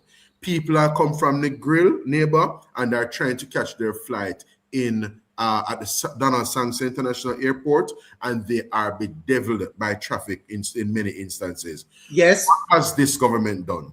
This government is building a bypass, that Montego Bay Perimeter Road, to free up that space so that's when people are trying to get to airport and to them business generally, whether a man are going to bring something, go give baby mother, or a girl are going to check her man. People, not just tourists, can traverse the space in a more expeditious fashion. That is what government does. You come up with and formulate solutions to the problems confronting the society and impacting the Jamaican people. And in opposition, you are to articulate solutions. When the PNP even tries to articulate solutions, they come up with some half-baked, fool something. So, for example, the other day, Julian Robinson suggested to the people of Jamaica that in order to close the fiscal gap, what a PNP government would have done is extract X number of Jamaican dollars from electronic invoicing.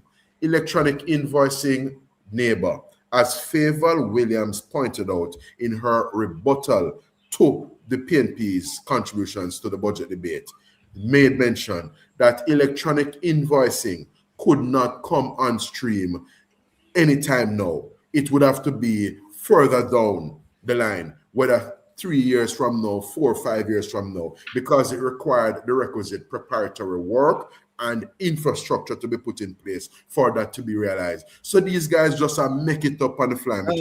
Them just make it up as it come to their mind. They're not thinking through. They're not reflecting on Jamaica and the issues confronting the Jamaican society in order to articulate sound and well thought out policies. So what they would have wanted was to be able to continue to point to murder rate, Zane. And what the government did was to strategically utilize tools at its disposal. SOSOs would have been one of them, and states of public emergency.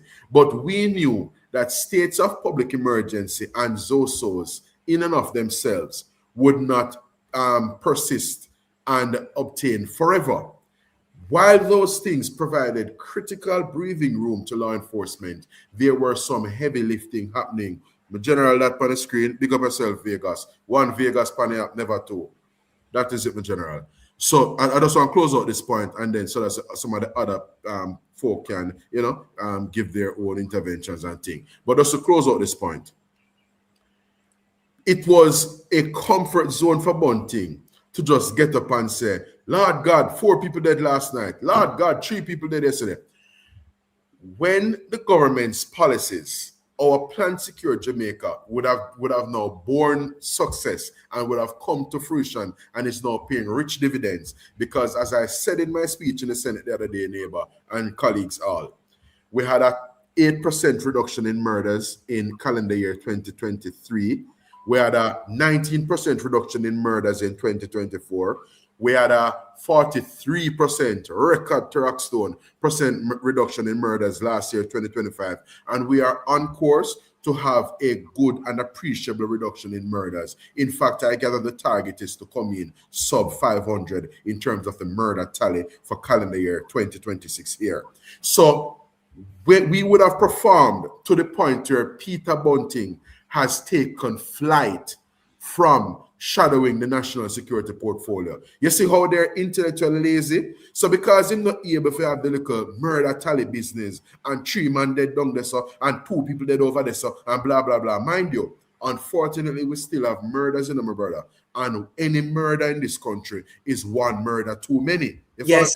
We would want to have a murder rate of 0. We would want to have a murder tally of 0 here in Jamaica. But unfortunately, we still have issues in terms of persons not being able to resolve disputes. People are send people go kill people for dead left and land dispute and all them foolishness there. Domestic related issues, man kill woman and all kind of nonsense. So the point we're making is that they are inherently intellectually lazy. That is why Peter Bunting has left. Him can't think of and apply his mind to any other aspects of national security. He don't have no time for that. It is too hard intellectually, and of course, it is not very sexy. It is not very news attracting and extracting. Him now go extract a lot of news value from shadowing national security right now. So him take flight of it and go create one something named productivity. So he is the spokesperson on productivity. And God forbid, if the PNP were to form government, Peter Bunting would ostensibly be the Minister of Productivity, while Fitzjackson some time ago would have been the Minister of Portmore. What? So, well, we're going to have to take a little break here. It's a fascinating afternoon here. Well, afternoon into evening. Senator Morgan is taking a drink. We're going to take a little break. I just got news that Friends of the JLP wants me to play this. So let's go and we'll just take a break and come back to Senator Morgan. And we're going to throw to Harry. Courtesy of the Friends of the Jamaica Labour Party.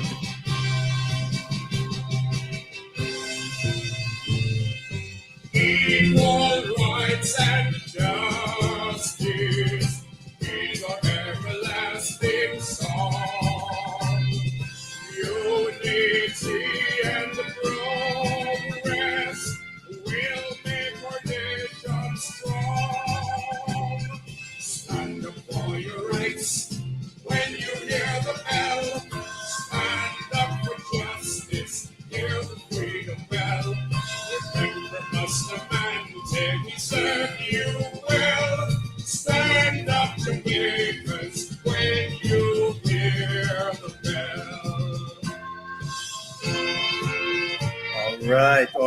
All right. I did my job, my friends from Friends of the Jamaica Labour Party. Wanna say thank you so much for staying with us on TikTok, on YouTube, Facebook, Patreon, Twitter, all over the world. We are thousands of people are listening and are watching us this afternoon into evening. Member Enriquez, how are you, sir? I'm good, Mr. President. I'm good. Senator Vegas. Yeah, greetings, Harry. One love, brother. I love the conversation thus far, but there's a specific notion going around regarding the NaRRA bill, because I wanted to get into the meat of matter. Yeah, man, sure.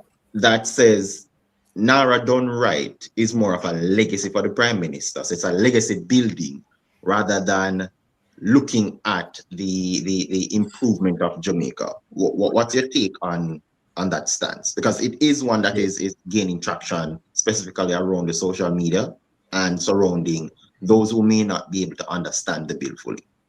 All right, one of the things we have to be wary of and be mindful of is a propensity on the part of the JLP's opponents, the opposition PNP, to frame things in a way to suggest that 2 or more things cannot happen at the same time. In other words, things are mutually exclusive is what they would have us believe. Now, the Prime Minister, even if he were motivated by securing legacy, and nothing is wrong with that, the Prime Minister came to the people of Jamaica in pursuit of their support. The people gave him that support and trusted him with a mandate. And just like any sensible people who go to school, you don't have to write your book on their things so that your report card can say what it for say at the end of the exercise. How can my mother send me to school and me a come back home with a chaka report card? That don't make no sense. So the Prime Minister has a vested interest in acquitting himself well and distinguish himself as one of Jamaica's most impactful, and productive leaders in terms of the contribution he would have added to the emergence and development of Jamaica, land we love, during his term of office. So a person being mindful of their individual legacy is clearly not a bad thing. But even separate and apart from the Prime Minister's this notion of legacy, the two are not mutually exclusive, because a man can pursue and have an eye out for legacy while at the same time doing things as we are seeing in this NaRRA bill and in this budget debate speech that the Prime Minister did, doing things that are fit for purpose, timely in terms of the juncture at which Jamaica is at. This thing, the things that are set out in this speech are coming at an appropriate juncture, because I'll tell you, I'll share with the listeners quickly why, the viewers rather, quickly why. Jamaica, as you can appreciate, gentlemen, has been hobbling along with less than desirable and admirable levels of growth. Thank you. That's true. Do we not need seismic and meaningful economic growth? Because economic growth can't just be an end in itself. Economic growth has to be about opening up new opportunities, giving many Jamaicans a new lease on life, transforming societies, reducing the vulnerability of some of our communities, fostering resilience in some of our communities, and ensuring that we can do more in terms of the delivery of public services. So when we do the things that we are envisaging to do under NaRRA, it will make many of our schools more fit for purpose and better. Many of our hospitals, even as we're seeing now, because as we're Tufton reported the other day, Cornwall come on stream this year, and the Western Child and Adolescent Hospital that are materialized this year. So for the people who don't like to see ribbons being cut, as I said sort of in the Senate just a couple Fridays ago, little girls now gonna have no ribbon left for putting at them here. We better go invest in a clip and bando, because the JLP over this 5-year term of office, we are gonna cut ribbon and cut ribbon and cut ribbon. Whether it is Damian Crawford daughter's ribbon, whether it is Nikisha Birchall's ribbon, or whether it is well, let me left in this up. But ribbon are gonna cut and trouble are gonna dead, because the little pit them we are going to school now gonna have no ribbon for putting her here, because holy ribbon are gonna cut. And we're just getting started, because NaRRA not put the first shovel or fork in our ground yet. Thank you, Senator. There's this concentration of power regarding NaRRA, moving things in one central area, right? There's a talk around that the minister, who in this case would be the Prime Minister who is heading it, would have what we call the extensive powers, right, to override and so on. I would have read the bill. I would have understand the bill. But I want your target audience to be the persons who didn't really read the bill, who are running with a narrative, but definitely need to understand that it is not powers provided to the minister to override or to approve everything without a process. Can you explain to our listeners? I'm happy you have taken the discussion and the focus there. Contrary to the impression being given, much of it for politically exploitative reasons would have been peddled by our opponents, the opposition PNP. NaRRA is a specially devised intervention. It is something that is coming at a juncture where we most need it, because as the people of Jamaica should appreciate, we suffered asset losses in this country that is in the order of 56% of our GDP. So the asset losses, the value of the asset damage that was suffered as a result of the passage of Hurricane Melissa was in the order of 12 billion United States dollars, whereas Jamaica's GDP for 2024 was somewhere in the region of 21 billion. So that is about 56% of GDP. That just gives you a sense as to the magnitude of the devastation caused by Hurricane Melissa.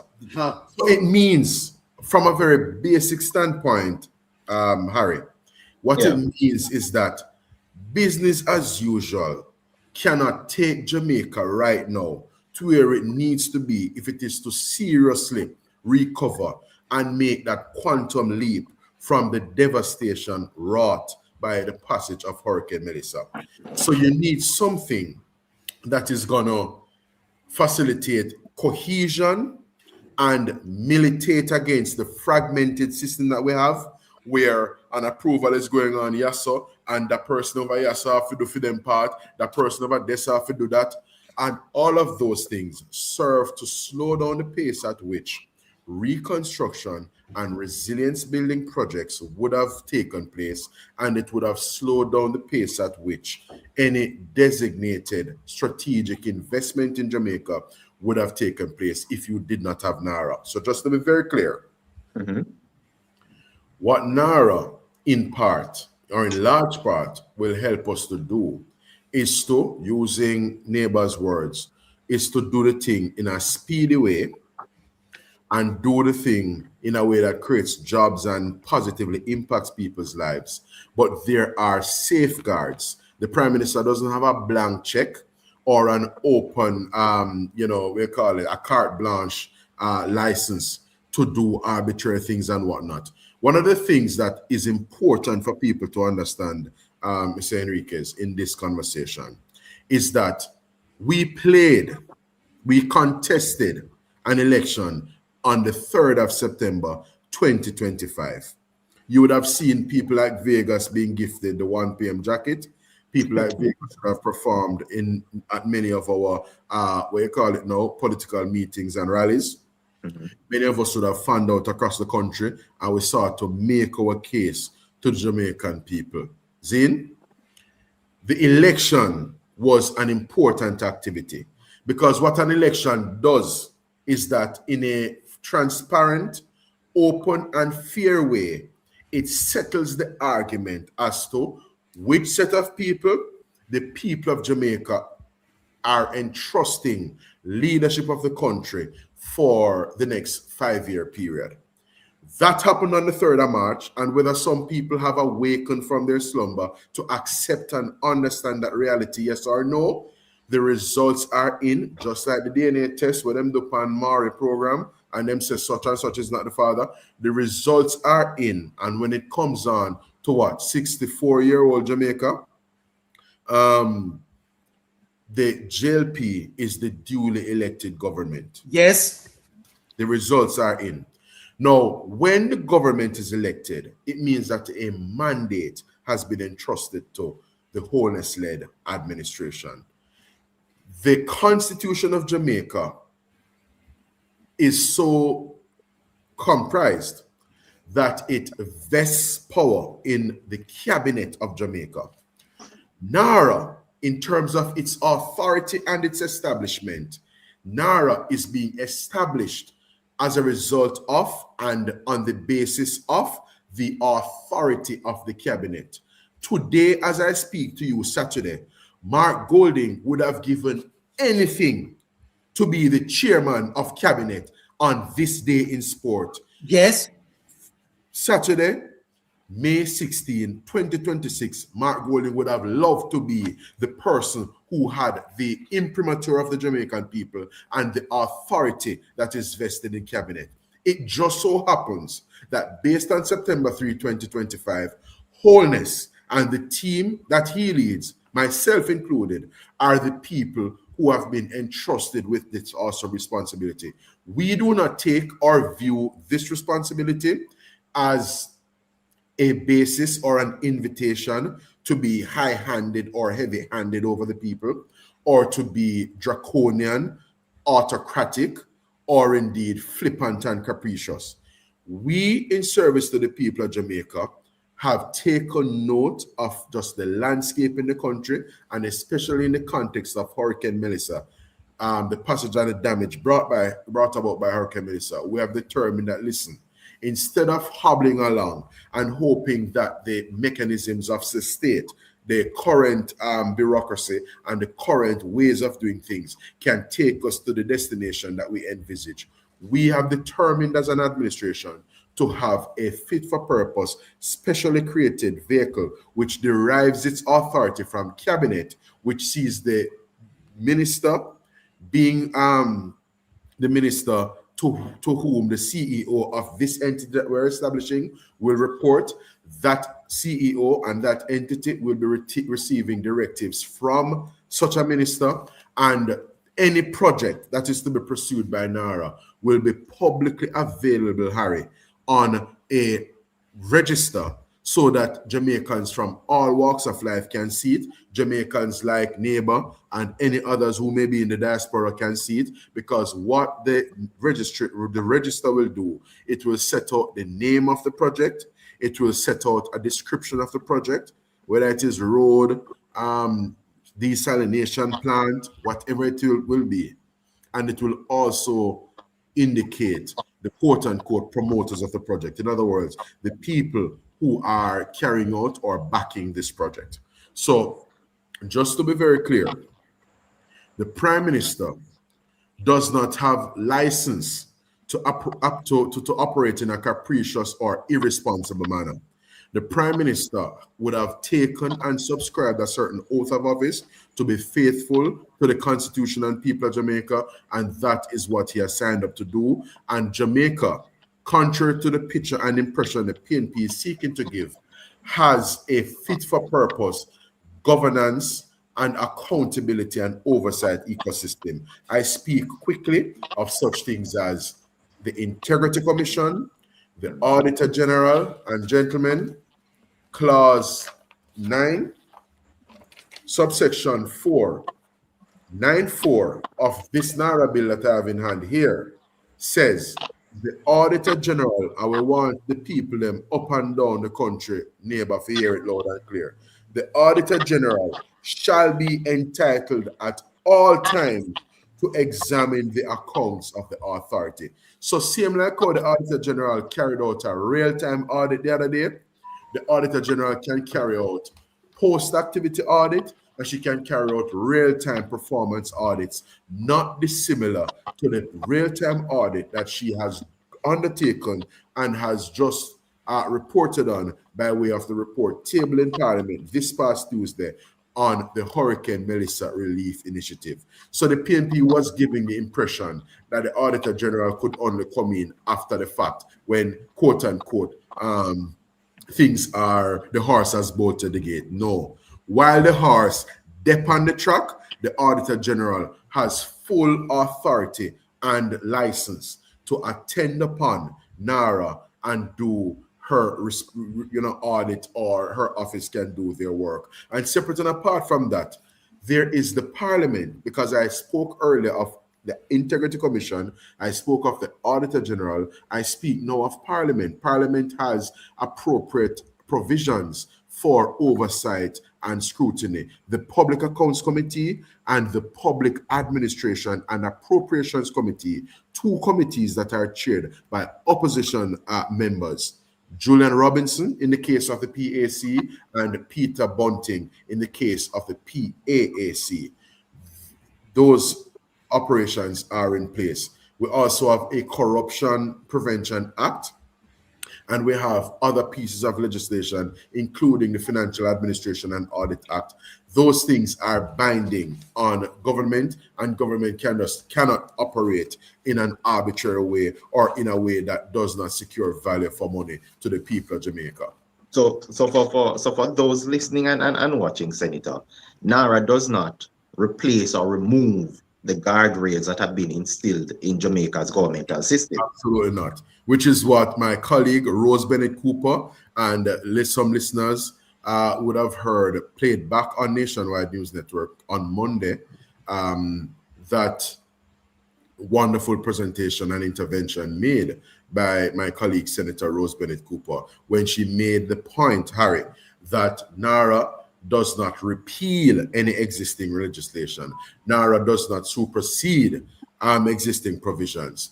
The provisions of NaRRA are set out and are aimed at expediting the consideration of applications, expediting project approval so that we can get on with the work, as the British like to say, and we can build this country forward together and get jobs secured to the Jamaican people. Because when the place are built up, just like where Mr. McCurdy and others down in Western Jamaica are seeing all around them, when structures are going up, like what the Hard Rock Hotel down on the in the Lilliput area, they are near Lilliput, and the Western Child and Adolescent Hospital and the Cornwall Regional Hospital, you see man put on safety vests, and that is what we like to see. Under the PNP, you hardly see people in hard boots and hard hat and in safety vests going on site. And down in Western Jamaica, man and man in a hard boot, safety vest, and hard hat. I go up on the Montego Bay Perimeter Road, them down at the Hard Rock Hotel being constructed, them over Cornwall Regional and the Western Child and Adolescent Hospital. They are now at the Spanish Town Hospital. The UE are going to deal with something in terms of the expansion. So the place are built up. And under NaRRA, one of the projects envisaged is for that long overdue rebuild or build out of KPH, the Kingston Public Hospital, one of our island's premier hospitals, will ensue under NaRRA. And as I said in the Senate, them something that are gonna happen whether the PNP likes it or not.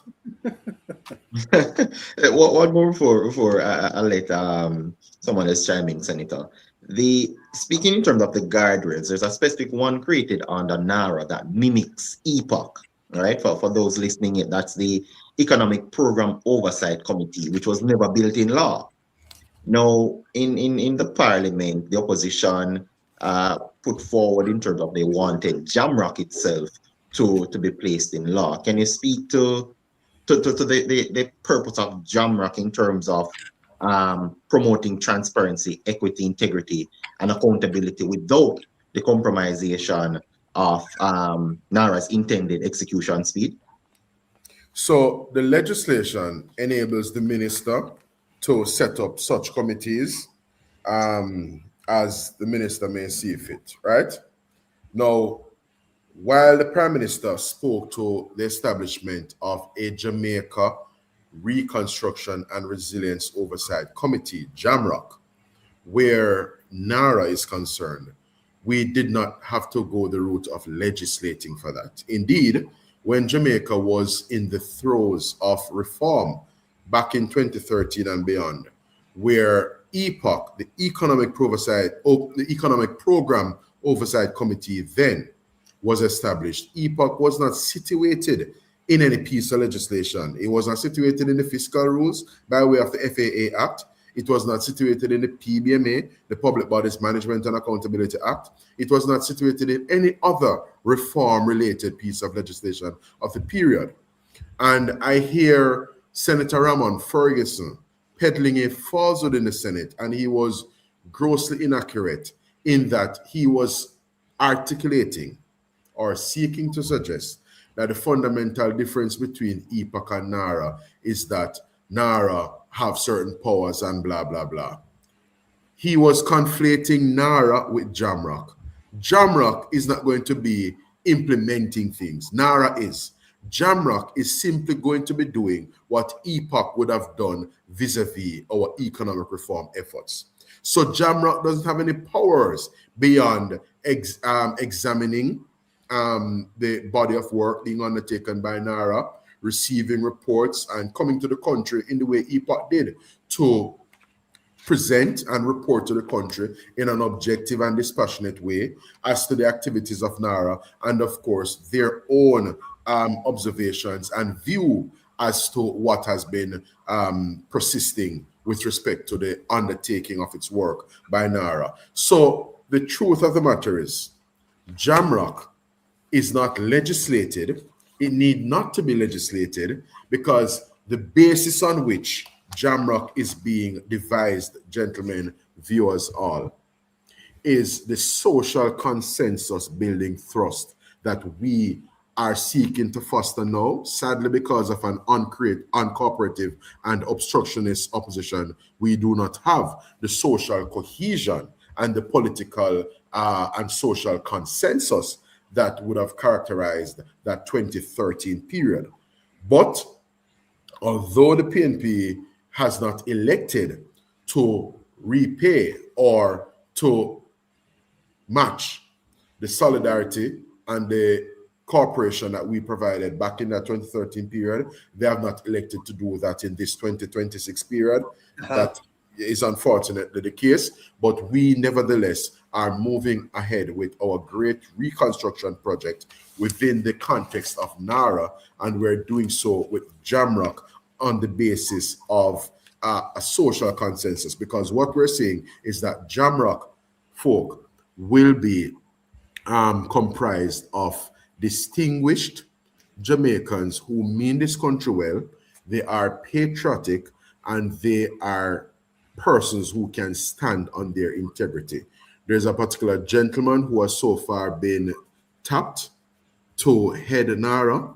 I would have seen, unfortunately, even in the Senate, one of my colleague senators, a lady who I have since dubbed Delcy Rodriguez, because all she does is when she comes to the Senate is exhibit her left of center proclivities and inclination, like she holds a Cuban passport or she holds a Venezuelan passport. So my nickname for her now and going forward is Delcy Rodriguez. So what Senator Maziki came to the Senate to indicate was that the gentleman, Mr. Harris is the name, I think, what this distinguished Jamaican, who is on the board of, I think, Citibank and at least one other major corporation, is it Nike? Something to that effect. Yeah, that's Nike. Mm-hmm. That gentleman, she's trying to impugn the gentleman by saying he's associated with a right of center think tank. And so what if the gentleman's politics is right of center?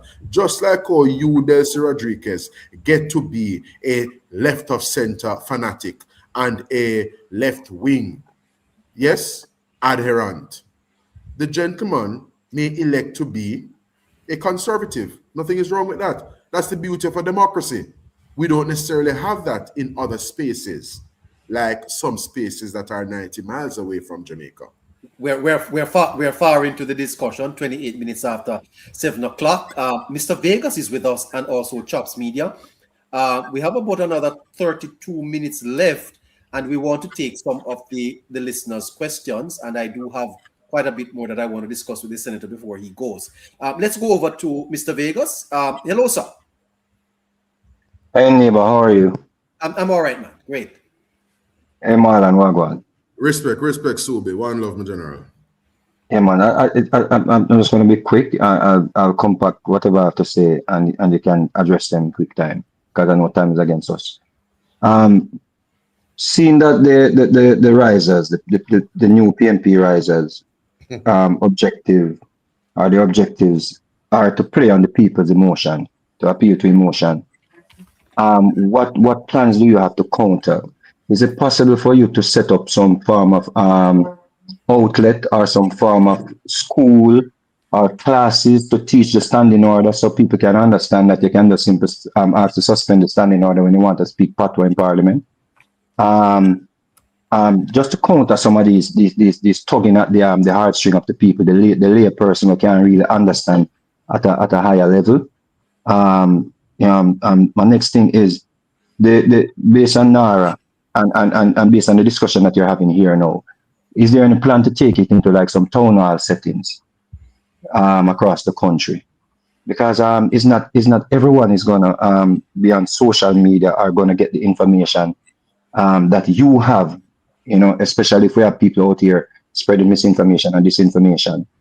Yeah, and my last thing that I want to put to you, is there any way how the Jamaica Labour Party can take some of these initiatives from out of the hands of the risers, seeing that or knowing that whenever there's anything, case in point, what Desmond McKenzie spoke about with the parish council in Westmoreland, is there any way for you, for the administration, to take some of these initiatives out of the hands of the risers and do it themselves or go about it themselves?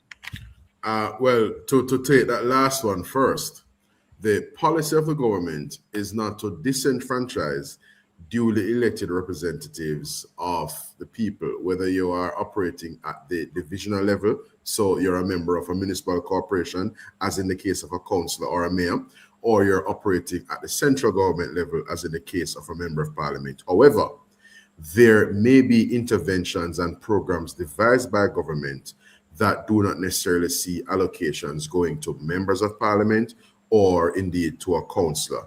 And that may be a part of why there are some persons who may be viewing NaRRA as an instrument that disenfranchises them, because they will be seeing the place around them being built up. They'll be seeing Black River transformed. They'll be seeing parts of Westmoreland being transformed. The same with Hanover and other parts of the island. And they would not be in a position, to the extent that they are minded to, Mr. Vegas, sabotage, withhold resources, or otherwise frustrate the intent and work of the duly elected government. In relation to the business of the emotive exploitation and you know, tactics. Before we move from there, Senator, I just want to do a quick follow up, because when I listened to Mr. Mackenzie, he said $70 million was sent to the parish council, right? Yeah. Right, and he said the delay and the 2 months and plus that they took to look over MOU and stuff like that and wasn't getting things done. He said that he could have not sent back the money and do the work themselves. You see, or let the government deal with themselves. So that could have been an approach. Because if people are going to sabotage, it's going to fall back on who? The administration. Because when the houses are not sorted out, or in other words, when the settlement of people, the provisions for the settlement of people are not made, people will be able to come, meaning some PNP supporting detractors will them same one going to come and say the government is insensitive, and see that look how many months them have people in shelters instead of carving out land and settling them appropriately in respective and suitably identified accommodation. So you're absolutely correct, and that avenue could have been available to Minister Mackenzie if it is that there was recalcitrance or negligence on the part, in his view, of the municipal corporation. But just to dial back to NaRRA, NaRRA will be holding or interfacing with various approving entities like a municipal corporation in a way that sees directives being issued in keeping with the provisions of the NaRRA legislation, and they will be held to providing their response or being forthcoming with their determination. And if it is that the authority, NaRRA, having satisfied itself that the municipal corporation has not been complying with the directives, may apply to the minister for a step in order, and the minister, having satisfied himself of certain things, including an independent assessment by an independent technical expert, would acquiesce in relation to the step in order and the effect of the prime minister or the minister which NaRRA speaks to, which in this case is the prime minister, that it would have the effect as though it were an approval from the municipal corporation. So there are persons, no doubt, which is one of the unfortunate things here, there are persons who, for political reasons, may seek to be and operate as flies in the ointment. Thankfully, though, NaRRA has appropriate provisions for that, because we know that although we would want to think the best of people, and we want to think that all the members of the political class are mature, patriotic, and well-intended people, to the extent that you have any approving entity, whether a municipal corporation or any other entity, deciding to be recalcitrant, there is appropriate provisioning for that. But there's an important observation, without belaboring the point, that I want to make, Subi. That being, you see this business of just reaching the Jamaican people, more and more, if we think about it, it's a massive proposition. And whenever I address audiences wearing my hat as parliamentary secretary, I speak of education as being a massive undertaking where government alone can't do it. Which is why education requires past students associations, meaning alumni.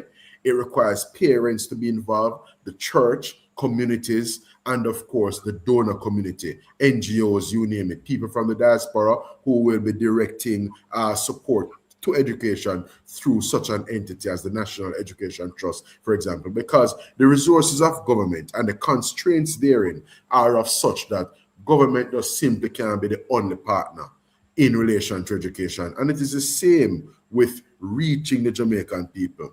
Whether through music, Vegas have to chip in with theme thing. Marlon have to appear on this, do up an infographic, do up a short video, like we see Julian Robinson's short video today. I am minded to do a particular short video as I had contemplated a couple of days ago when we drafted a certain press release. So there are many avenues. I cannot speak definitively on the matter of town halls. I know that town halls would be effective, but one of the things that I think we should really focus attention on is not just what we're doing here this evening, but also little small bite-sized pieces of information, whether it is a 90-second video, a 60-second video, a 30-second video, 2-minute video, something that will just become as viral and as prevalent in the space in as much as the unwholesome and criticizing bits of information and indeed propaganda from our political opponents, pervade the space from time to time. Yeah. Senator, before I bring in Chops, staying with NaRRA. Yeah. Now that the bill has successfully passed, Been passed in Parliament, yeah. The question many Jamaicans are asking is what happens next? Walk us through the immediate steps. When does the legislation formally take effect? What has to happen administratively, operationally, before the agency becomes fully functional? In other words, how soon does the move from Parliament to visible action and implementation take effect? All right, so now that NaRRA has been passed in both the lower house and the upper house, it would have been advanced to the Governor General for the Governor General's assent, meaning the Governor General's imprimatur and approval, and thereafter the legislation would have to be gazetted. In other words, at the Jamaica printing office, it would have to be publicized that this, based on the Governor General's assent and having been passed in Parliament, this piece of legislation is now in force. The minister will determine what is called an appointment date, meaning the date at which NaRRA comes into effect. Now, one of the things for your viewers to appreciate, neighbor, is that even while we have been in the throes as a government of getting this legislation on stream, there is appropriate background and preparatory work that has been happening. So I gather back in February, there was an advert put out with the requisite terms of reference seeking to enlist or seeking to recruit a CEO for NaRRA. Yes. So same like how the the government would have cast its mind to the personnel for the JAMROC, meaning the Jamaica Reconstruction and Resilience Oversight Committee, and this gentleman out of the United States would have been identified, one of our Jamaican brothers, a distinguished and patriotic Jamaican brother. The matter of a CEO, which is going to be the head honcho vis-a-vis NaRRA, is being determined. I don't think that the selection has been made as yet, but I trust that in the days and weeks ahead, when a selection has been made, the public will be duly notified of that. And separate and apart from the matter of the CEO, there is also the matter of how NaRRA will be structured, because NaRRA will be an administrative entity in government, just like any other. So it will have to have staff. So you have a CEO, it may have deputy CEOs, and it may have various directors or senior director for this, director for that. It has its accounts people. It will have its HR related people, all of the other enabling facilities or features of, an entity that is operating will be built out. So what is referred to, neighbor, as NaRRA's establishment would have been devised because based on what the entity will be established to do and what is contemplated as its workload, job descriptions would have been developed and a determination would have been made as to the organization's establishment. And that, I believe, was advanced to the Ministry of Finance for its approval. And of course, the remuneration, meaning the pay, the salary for the various people who will staff NaRRA would also be determined. And ultimately, on the date appointed by the minister for NaRRA to start keep, NaRRA will start keep. And for some people, it going to give them more gripe and fluxy complaint. Minister, you let's turn to the broader issue of political communication and public engagement. You sit on the Jamaica Labour Party Communication Task Force, correct? Yes, sir. Yeah. And recently in Westmoreland, the Prime Minister spoke about war on disinformation. You yourself, Senator, are regarded as one of the leading communicators within the party, and many supporters often take their cues from your interventions and public explanations on major national issues. If Marlon says it, it goes across TikTok. But I tell you candidly, Senator, in speaking with ordinary Jamaicans on the ground about NaRRA, I actually went downtown Kingston, went to Mandeville and went to Old Harbour. The level of understanding, clarity, and confidence surrounding the legislation has not always been very encouraging. As a matter of fact, not many persons were able to even tell me what NaRRA is about. Do you accept that this is an area of concern for the government and the party? I absolutely do, neighbor, because just to be very clear, one of the things we must never do, irrespective of how many years we have been doing something, irrespective of how qualified we think we are, Yes. and irrespective of how experienced we think we are, we must always appreciate that, listen, societies evolve, the ways of doing evolve, the work at hand evolves, and therefore there is always room for improvement.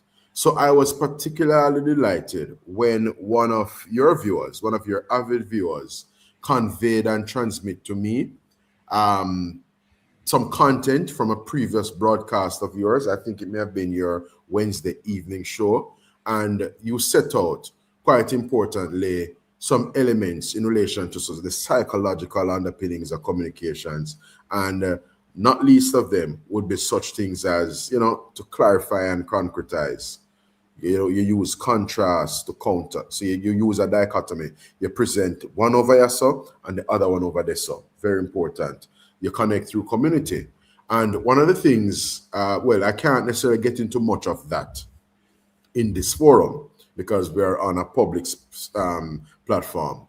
But one of the things our opponents rather, seems to do is that they do a lot of this, the mobilization of community, because every so often you will hear of civil society organizations and umbrella group of this, that, and whatnot.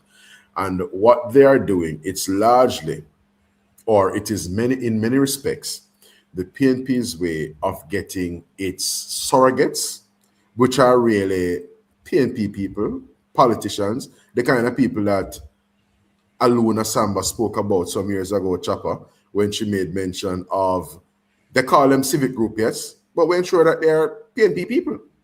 She said it in a very flippant and matter-of-fact way. And we know how matter-of-fact the PNP are. So they will dress up in all kind of garb. Some will don the collar. Some will profess to be, a civil society organization. But as I dial back, neighbor, to my infamous Ralph Waldo Emerson quote, it is not what a person says that is instructive. People like myself don't get deluded by the hand of Esau, because the voice of Jacob is instructive. And for some people, they present the hand of Esau, but they speak with the voice of Jacob. And that is why, for me, it is not about what a person says. It is about those things that I see them doing. So when Angela Brown Burke did what she did and then doubled down and sought to be wrong and strong, and when Dennis Gordon would have sought to excuse or explain away or justify his the misuse of the UHWI's tax exemption status from whence his company Jack Den Limited benefited or was said to have benefited by way of that Auditor General report. I didn't hear the 28 civil society groups come out. Did you? Yes. Quite true. You're quite right, sir. I didn't see last week Tuesday members imploring the civil society organizations to come out to Parliament to telegraph to Mrs. Brown Burke. And it was, remember now, this thing wasn't Angela Brown Burke alone. The opposition leader led the defiance. Yes. He led the undermining of the dignity and sanctity of Parliament by way of rising to his feet. The others around him sought to do the same. And I believe it was Julian Robinson is videoed as having signaled to Dayton Campbell that he must come over some more to block in Angela Brown Burke. So this matter was not just an Angela Brown Burke problem. Because remember now, Angela Brown Burke was named by the Speaker. Irrespective of what caused you to do what you did, and irrespective of how you feel about it, a lawful instruction is precisely what it is. I know that there were constabulary personnel who were on hand to come and get her out of Parliament. But that would be very poor optics. They would have dragged her kicking and screaming, and if the others would have sought to be defiant and complicit in it and with it, they too, Dayton Campbell with him, dyed beard and all, he too would have been dragged kicking and screaming. Whether they hear black or gray. We're thankful that it didn't reach to that, eh?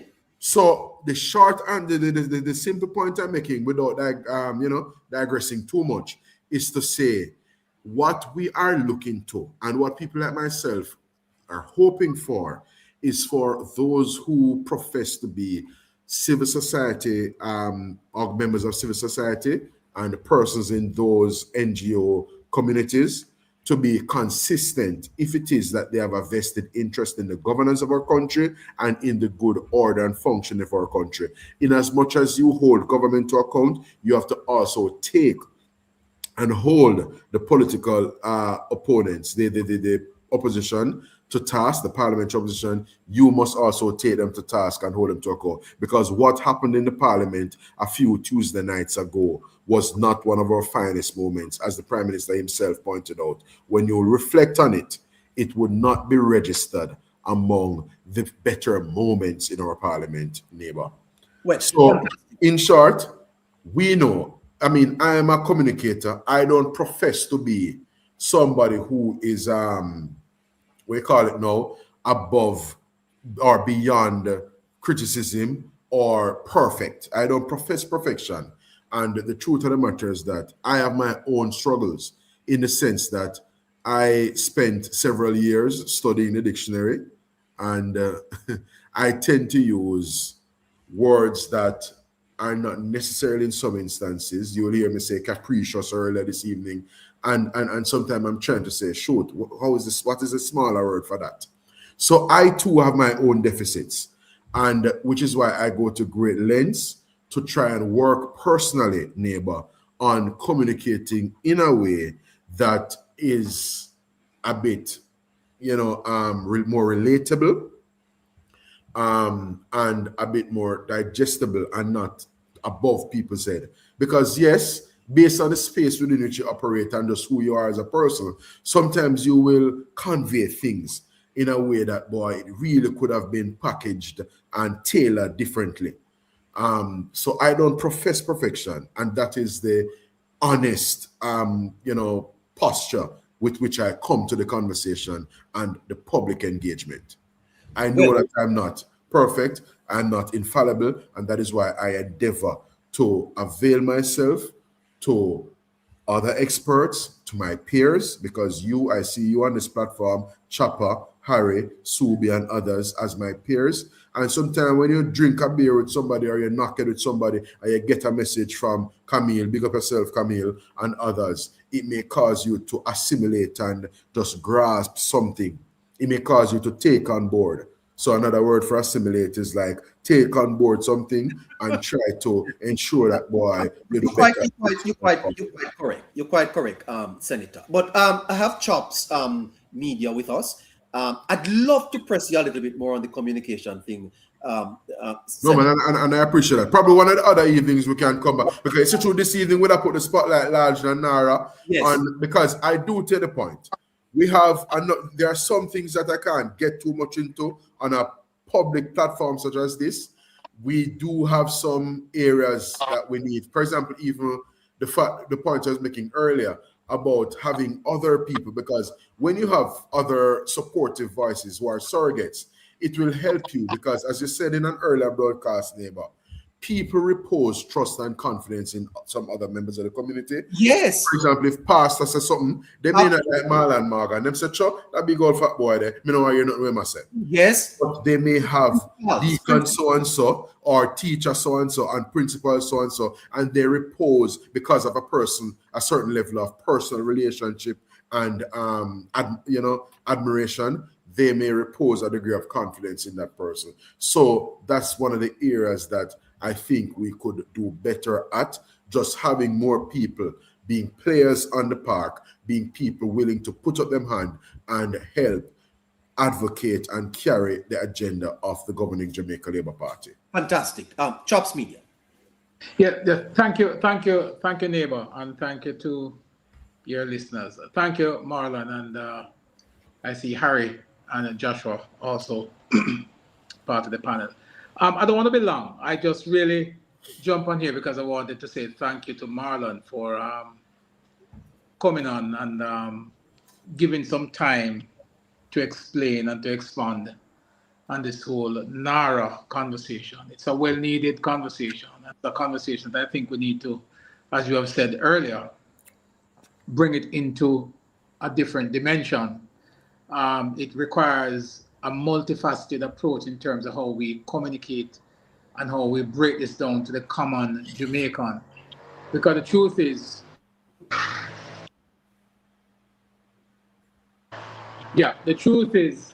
this is a very important legislation. And I think that we ought to do whatever is in our powers to make sure that every single Jamaica is aware of how important it is and the impact it's going to have on the entire society. So I appreciate you coming on, Marlon, and sort of going a little bit deeper than what you get from a 30-second ad or a social media post. Yeah. And I agree with you, and I'm really looking forward to having the conversation where we can, devise a plan as to how we can take this further, because I think the conversation is necessary. Neighbor mentioned having conversation with persons in different areas of Jamaica, and I've also had conversation with persons who really and truly have absolutely no clue as to what NaRRA is. So when I go to places in St. Elizabeth and I have the conversation about NaRRA, persons is asking me, what really is NaRRA? And these are not just farmers and persons who are not intellectually savvy. These are ordinary Jamaicans. Some of them are teachers. Why is it that NaRRA is not being explained in the school system, Minister? You are a minister, doing a minister in the ministry of, well, not doing a minister, I think you're the parliamentary secretary in the Ministry of Education. Something that you might want to think about. Is there any provision that give us the leverage to have the discussion, the NaRRA discussion, let's say at a devotion in schools in the mornings? Because I think it's important for us to get our young people, especially students, aware of what NaRRA is. Because they can take it back home and explain it to their grandmother. They can explain it to their father, their older brothers who might not be so in tune to social media.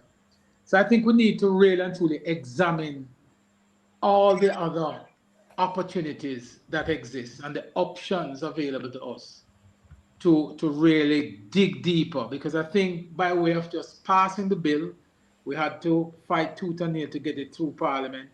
It was much easier in the upper house. I'm quite certain that that occurred because we have persons like yourself in the upper house, Marlon, who brings a certain level of clarity and would have been able to put under control some of the persons who could otherwise be rowdy and would want to upset the apple cart. We thank you for being there and holding the fort down and keeping people like Senator Lambert Brown in check. So I just wanted to say that to you, that let us look at it from where I sit. If there's anything that I can do to contribute to that process, I'm always willing and ready to work to see if we can bring this down and get within the next month or two to get the average Jamaica by now in August, by now in independence. If we really and truly drill it down, we should be able to get a higher percentage of Jamaicans appreciating NaRRA and understanding what NaRRA is. And I'm raising my hand and telling you that yes, we are ready to contribute and to make it happen. Thank you. And if I may add, Chops, Senator, to be frank, when I listen to Senator Tomlinson's argument, it is a very absurd argument he's making, I don't know if you heard Senator Tomlinson, the PNP put out something. I really, if there is one, disappointment I have, is that I hear so much rubbish coming out of the opposition that sometimes I wonder, how is it that they're allowed to get away with these nonsense? Because it really don't hold no water. And I feel that somehow a way has got to be found to push back stronger against some of this, because they come out with these glowing press releases and videos. But when you drill it down, you realize that they're very misleading.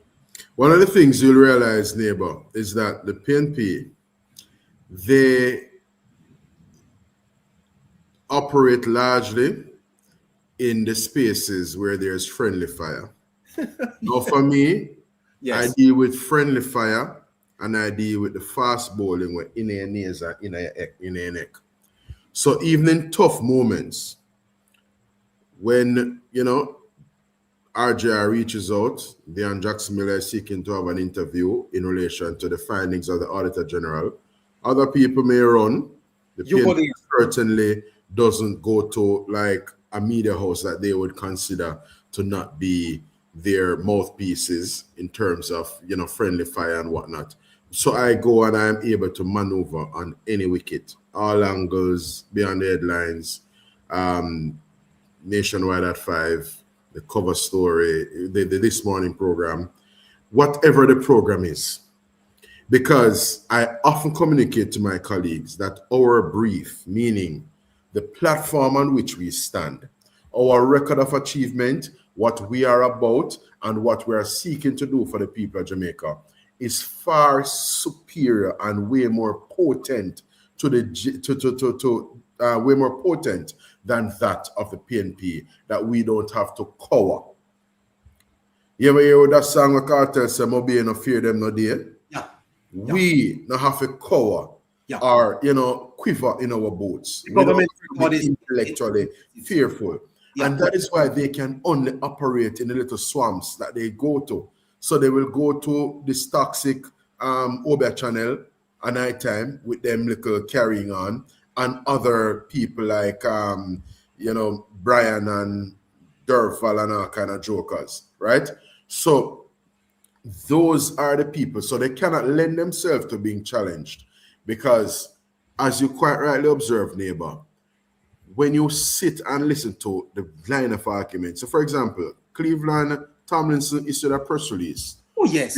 Where he indicated, so he sought to take me to task and sought to indicate to me that the business of the 1.8% of the donated funds being spent was not about bureaucracy. It was about governance. I'm like, come on. Yeah. The truth of the matter is that it was really a function of two things. You had to have certain approvals afforded, which is a bureaucracy issue, plain and straight. but also because of what the government is seeking to do, which is to tangibly demonstrate to donors and other stakeholders, including the very opposition and including the Auditor General, that listen, this is what we use the donated funds to do. See it here, see it there, look at it. That is it. Because we could have easily used it to go buy some tin of bully beef and some mackerel, some rice and some flour. And when the people absorb that and, that. But while we did not use the donated funds, because as you know, money, financial resources, budgets are fungible. And while we did not use the donated funds to do that, it doesn't mean that never keep, because food care packages, cleaning up of communities and so on, including places like Chabajan knows it well, Catherine Hall and so on, the flooding and the displacement that people suffered. All of those things happened, and a lot of things happened with GOJ support, meaning government-related support, but also the outpouring and support of what is referred to, neighbor, as the humanitarian aid community, the HCs. So when Ramesh doing thing and other artists do them thing, yeah, Sean Paul and Shaggy it was, we big up all the persons who poured in and partnered. So members of the political class dug deep, members of the entertainment industry, ordinary Jamaicans, people literally pack up them vehicle with things and brought supplies down to Western Jamaica. So both government money do that as well as non-government money. So it is not that people went unfed. World Food Kitchens were there doing all type of things in terms of meal solutions, wholesome meal solutions, to the point where I saw some people doing things that were less than desirable in terms of criticizing to say them no want the rice mixed up with the meat, separate the rice from the meat. I mean, the government, that, my brother. Yeah, the government, sir, responded to the needs of the citizens and at the same time protected the integrity of the public resources. And I think that is something the government should be commended for. Exactly. I wish I could have a conversation with Senator Tomlinson to point out the absurdity of his argument. Anyway, I don't think he's going to come. Joshua is here because I know that our time with you is at an end. Joshua? We're going to go through to 8:30. Greetings, sir. Greetings. Okay. I can go through to 8:30 my time. Okay. All right. So moderators, let's see if we can take the listeners. We can each give them one question for the senator. Go ahead, Joshua. Greetings, Senator. How are you, sir? Joshua, I'm good, sir. Good to be on, and thank you for joining us as well. No problem, sir. It is my pleasure. There are two things. Because NaRRA is so consequential.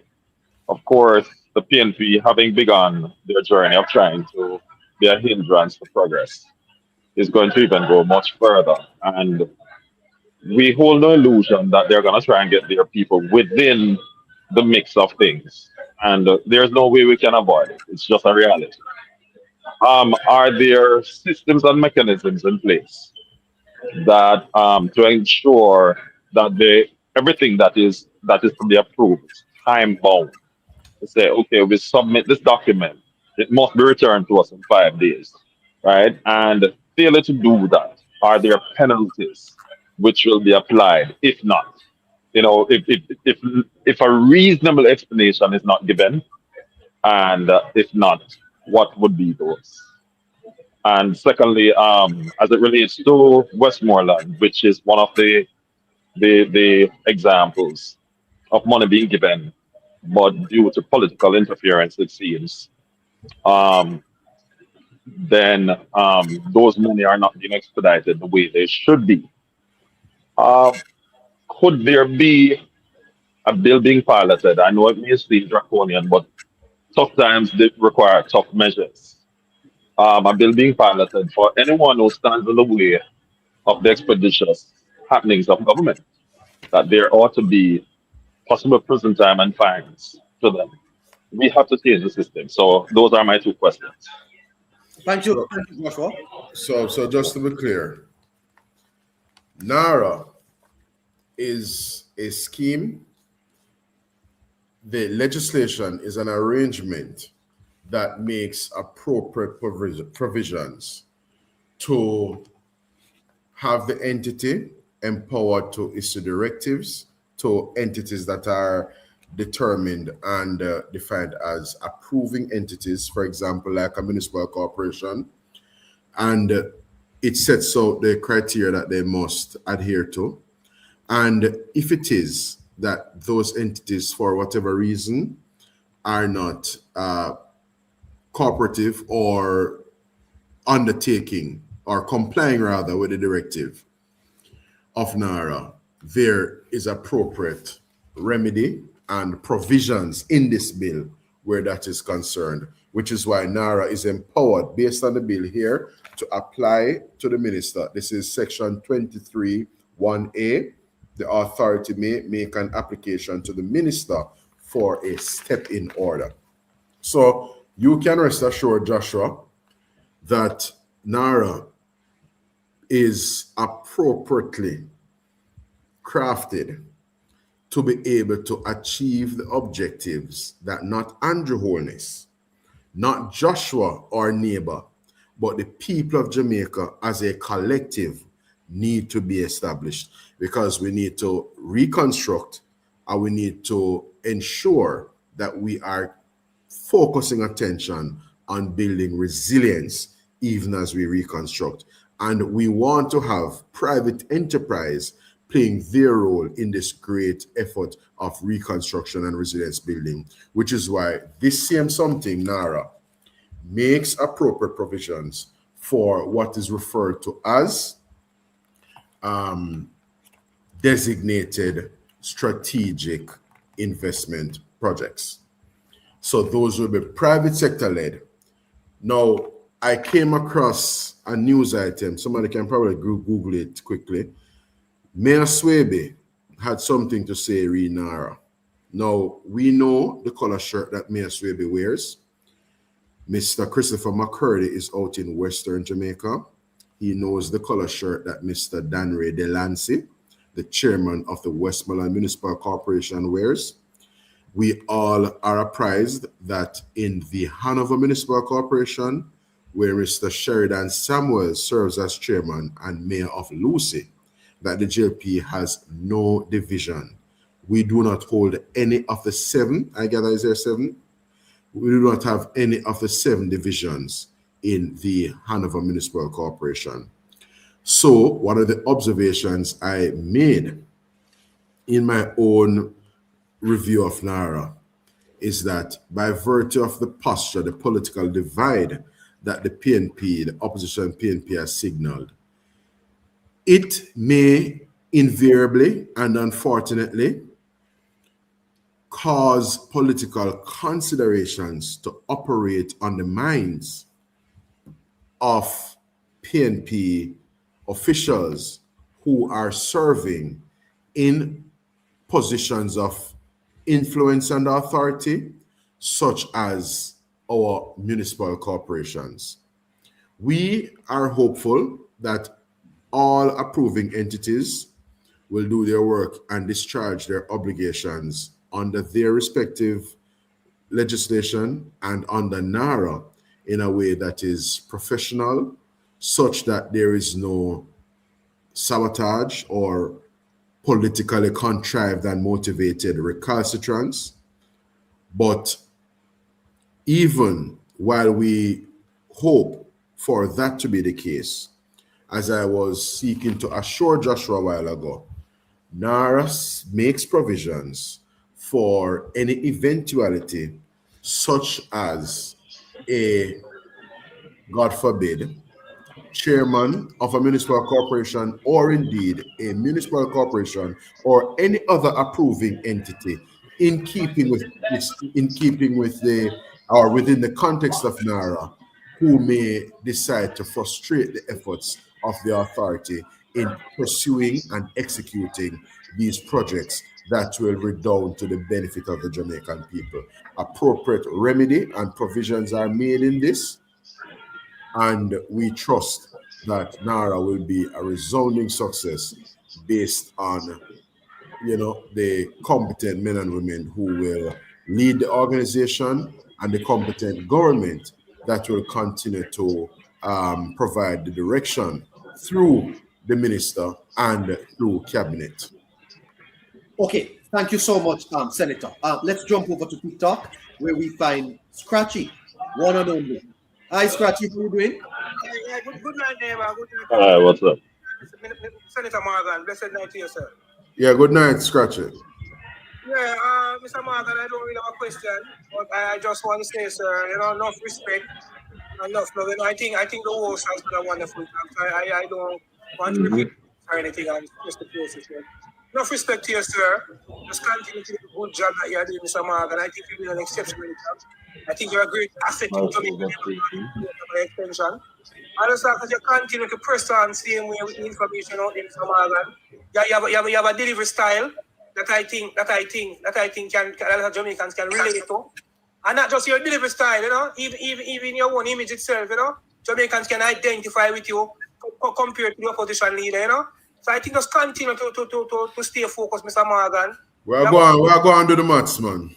Yeah, man, you're one of the persons who I believe that even in the election campaign, you were the first one when that press conference was held, and you were the first one who really gave the party back a certain level of buzz in that election campaign before the election, Mr. Morgan. And I think that you're doing a wonderful job. And just continue, Mr. Morgan.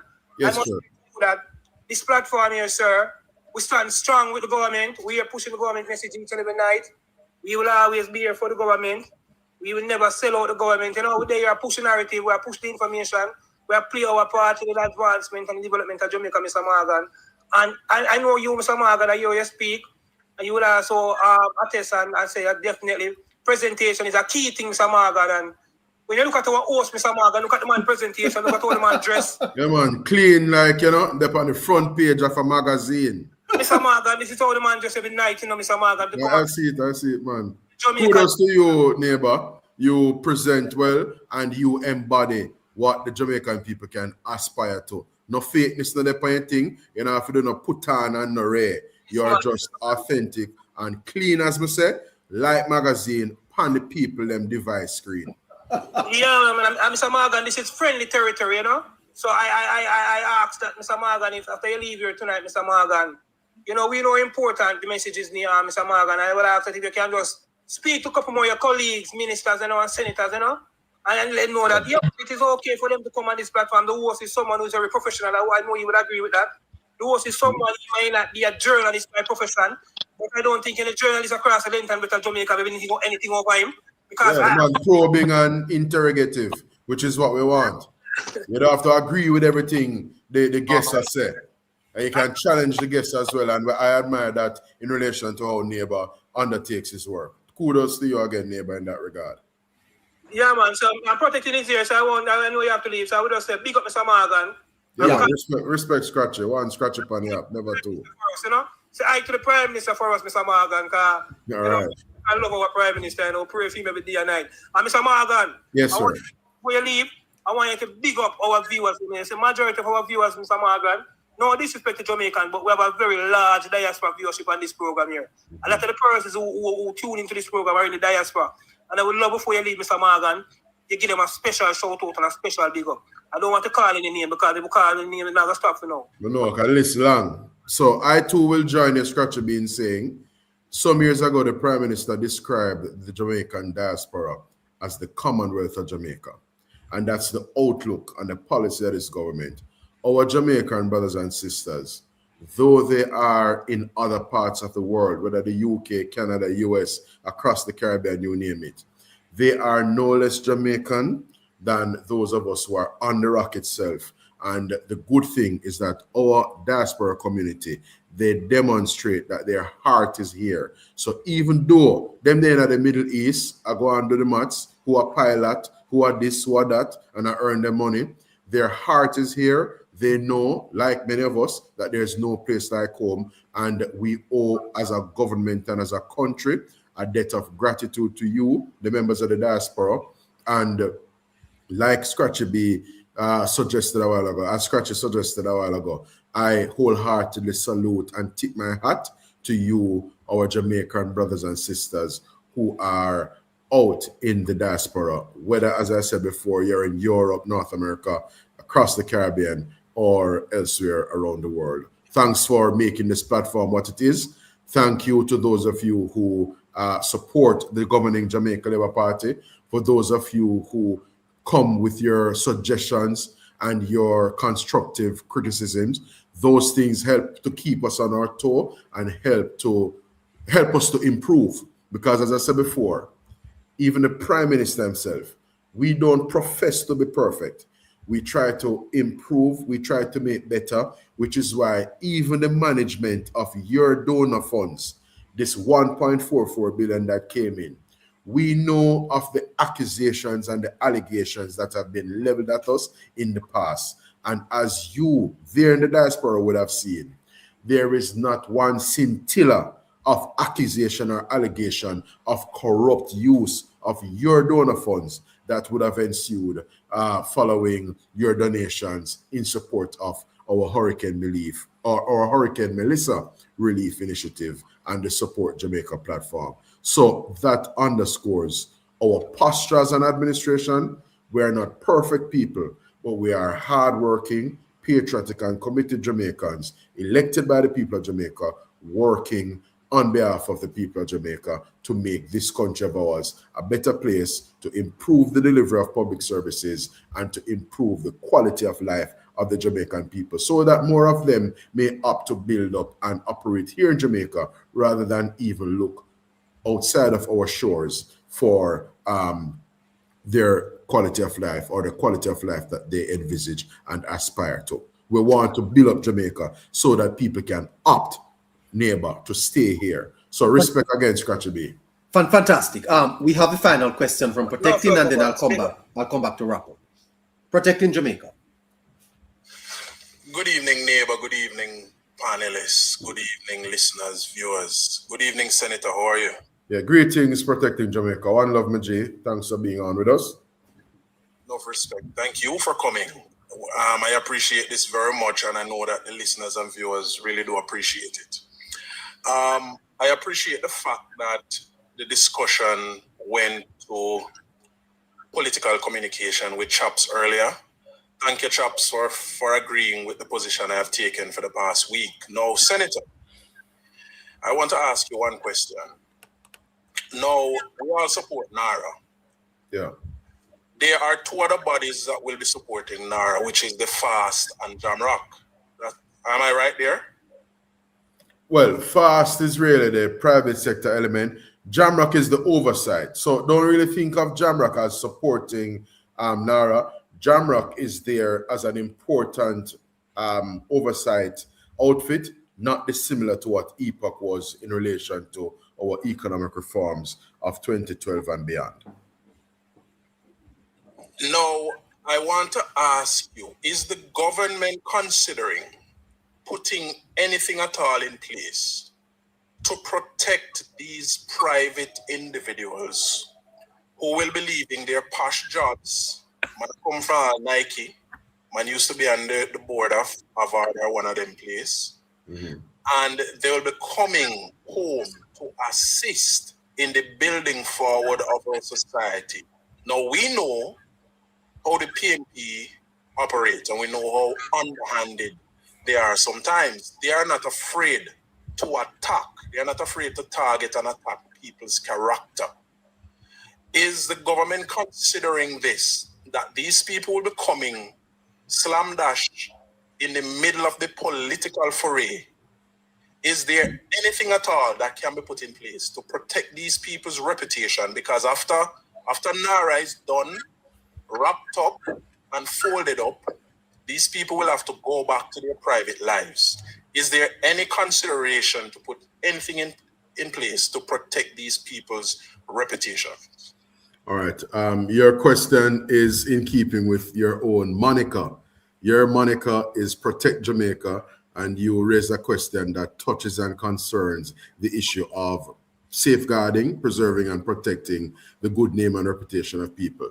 Now, one of the points I often make to my audiences is that Jamaica is a nation of laws, institutions, and processes. We're not a nation of men merely. We're a nation of laws. The Constitution of Jamaica And indeed, the laws of Jamaica provide certain provisions. And your question a while ago, Protect Jamaica, even speaks to one of the points we have been making within NaRRA. NaRRA doesn't seek to have or need to have certain things provided in it because those things are provided for elsewhere, meaning in other pieces of legislation. Now we know that for politically motivated reasons, there are persons who may seek to impugn, castigate, or defame and abuse the persons who step forward to serve either in NaRRA as employees or serve on the oversight body, which is JAMROC. I would have indicated earlier, Protect Jamaica, that my own colleague in the Senate has already gone down a very nasty road by seeking to frame the gentleman who will be chairing NaRRA in a negative way, in terms of alluding to him being conservative or from a right of center standpoint. And so what, lady? You are left of center. So what? The man enjoys certain rights where he is in the United States, which is a democracy. And we too in Jamaica, we're a fledgling democracy. And so the gentleman who will chair NaRRA is entitled to determining whether he holds and subscribes to left of center politics or right of center politics. Get over it with Adelcy Rodriguez self. But let me dial back to your question, protecting Jamaica. To the extent that any person who is a member of JAMROC or any employee of NaRRA feels that they have been defamed, abused, or have had their constitutional rights trespassed on, because remember, it is provided for in our constitution that people are entitled to, protection against discrimination and so on, especially on the grounds of, politics and whatnot. The persons who feel that they would have been defamed or otherwise had actions against them that are unlawful, they have recourse, protecting Jamaica, they have recourse by way of the laws that govern this country.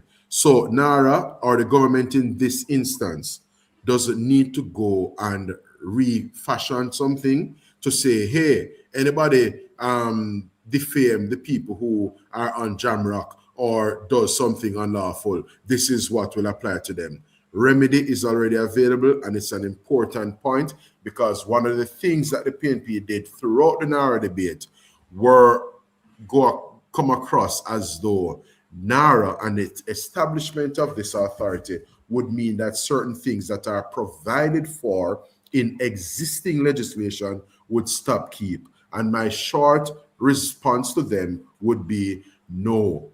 The things that are provided for and legislated elsewhere still a keep, in as much as NaRRA is being established and will be keeping. Senator Morgan, before you go, sir, there are Jamaicans listening to you tonight, and they are in communities affected by Melissa, and they may be wondering the tangibles for which NaRRA is to deliver to them. When would you say that these tangibles will be coming to their communities? There may be people too who have lost roofs and property and other things, and maybe have not seen the type of assistance that they should have seen this far. Speak to those people, Senator, about what the government can do, what the government is doing, and how long will they have to wait? Just a quick editorial note. I want to make it expressly clear that my reference to both my colleague, Senator, and the moniker I attached to her is within the context of pointing to their political ideology and the political views to which they subscribe, as they are entitled to so subscribe. The folk have been referenced as left of center. I identify as right of center, and many of the policies of the Jamaica Labour Party that governs Jamaica at this time may be considered as being centrist in terms of centrist in outlook, centrist in design, and impacting the Jamaican people by exhibiting compassion, even while being frugal and holding to the virtues of, conservative values and fiscal discipline, which is what conservatism underscores and extols. In relation to people feeling, we're getting to the impact part. One of the things that we have to appreciate is that the end product is something that we will get to at an ultimate point in time. But long before we get to that, there is employment, for example, that will be generated in the construction phase and in the build-out phase of many of the projects that are being pursued by NaRRA, which is why at the heart of NaRRA is reconstruction and resilience building. So when Black River is being transformed, it will require personnel to do so.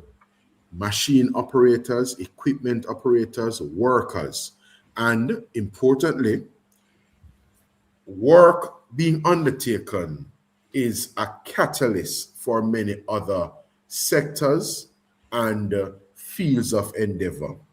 So when work are gone, an enterprising Jamaican down in St. Elizabeth, Southwestern, can go to a wholesale, buy some wares, put it on a stall, and they are selling their wares to the workmen in the space. Whether it is beverages, man and man might want them dragon when them come off our site or when they make them break time, although we don't promote certain undesirable and unhealthy things. People buy cigarette because we're in a democracy and a man may elect to draw some cigarette when they take a break from the work. And as I said before, that is not, a healthy practice. We don't encourage that. But we know that in keeping with enterprise, that lady, in the same way people do when they go to a grave digging or when they go to a setup, what we call dead yard, or when they go to a funeral and them have them stall on the outside, they must sell banana chips, they must sell bag juice, box drink, dragon, Guinness, you name it. And people are juggle them things. So when work are going on a site I keep, whether Black River, Lucy, Falmouth, or over in Portland, you name it, wherever, people are able to sell them wares. The shops and businesses in the proximity to the project, they too will have a bounce in business because the restaurant where they're in proximity to the site are going to sell them chicken and chips. Them are going to sell them tea and fried dumpling and, ackee or kalaloo morning time. These things will happen.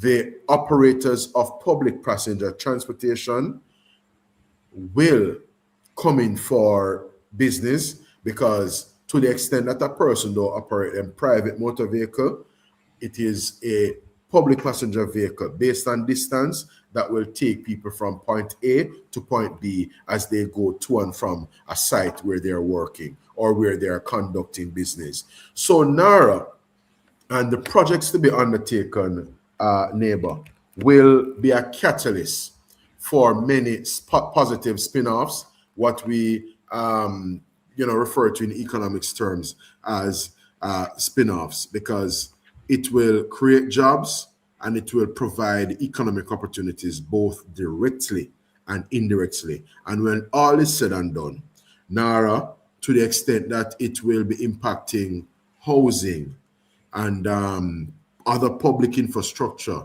and such things as even energy, including clean energy, the whole raft of things, because I'm just going to enumerate for your listeners, for the viewers, the kinds of things that NaRRA will be touching on. So the NaRRA projects are set out in clause 25.2. The NaRRA projects will concern and involve energy infrastructure, which includes, as I said just now, renewable energy generation, transmission and storage. It will also include digital infrastructure and telecommunications, logistics, air and seaports, water, sewage and desalination, Yes. May also include low-income housing and urban development, because what NaRRA wants to do, NaRRA is going to be a vehicle through which government is seeking to better respond to neighbor and better cater to the housing demand and needs of the Jamaican people. Because as we know, we have made certain interventions as a government since taking office in March of 2016. We have made certain interventions by increasing the NHC ceiling time and again, the loan ceiling, both for individual borrowers or for joint borrowers. We have also sought to reduce the NHD interest rate. Indeed, for the lowest income earners in Jamaica, they do not pay an interest rate on their NHD. The rate is this, my brother. See there? Zero. Zin? So now, NaRRA will cater to housing build out and development, because it is one of those activities provided for here, and it will be one of the opportunities available as well to the private sector to come in and undertake investment, because they will be benefiting from the acceleration in terms of speed with which NaRRA will secure approvals and enable them to execute the project and provide a return on their investment. And in the Jamaica Labour Party, neighbor, and in this government, we do not begrudge enterprise. We do not begrudge or envy people making a return on investment, because when a man take up his resources and take a risk, whether big or small, that person deserves to have a return on their investment, just like the lady who learned of a site and she go down at the we call it the wholesale, go buy certain things in order to come and hopefully sell to the people who come to and from the site, whether she's selling phone card, whether she's selling banana chips, whether she's selling bun and cheese, or whether she had juggled some patty and she have a little warmer there. Zine, the fact is, enterprise is what this government encourages, and Jamaica is in good hands with the Andrew Holness-led Jamaica Labour Party. Fantastic way to prove. Finally, before you go, Senator, one of the arguments the Prime Minister has consistently made is that Jamaica cannot approach reconstruction with ordinary bureaucracy and fragmented coordination, especially given the scale of the challenges the country now faces. From your vantage point, Senator Morgan, why do you believe the Prime Minister is uniquely positioned to lead a reconstruction effort of this magnitude? And how does NaRRA strengthen the government's ability to execute his vision effectively? One of the things that people should note is that the Prime Minister has had the benefit and the distinction of holding office for the past 10 years. That gives you a certain outlook, a certain vantage point. The Prime Minister comes to the task with a certain perspective, a commendable command of the issues, and experience, first and foremost. Yes. And he's a man of vision.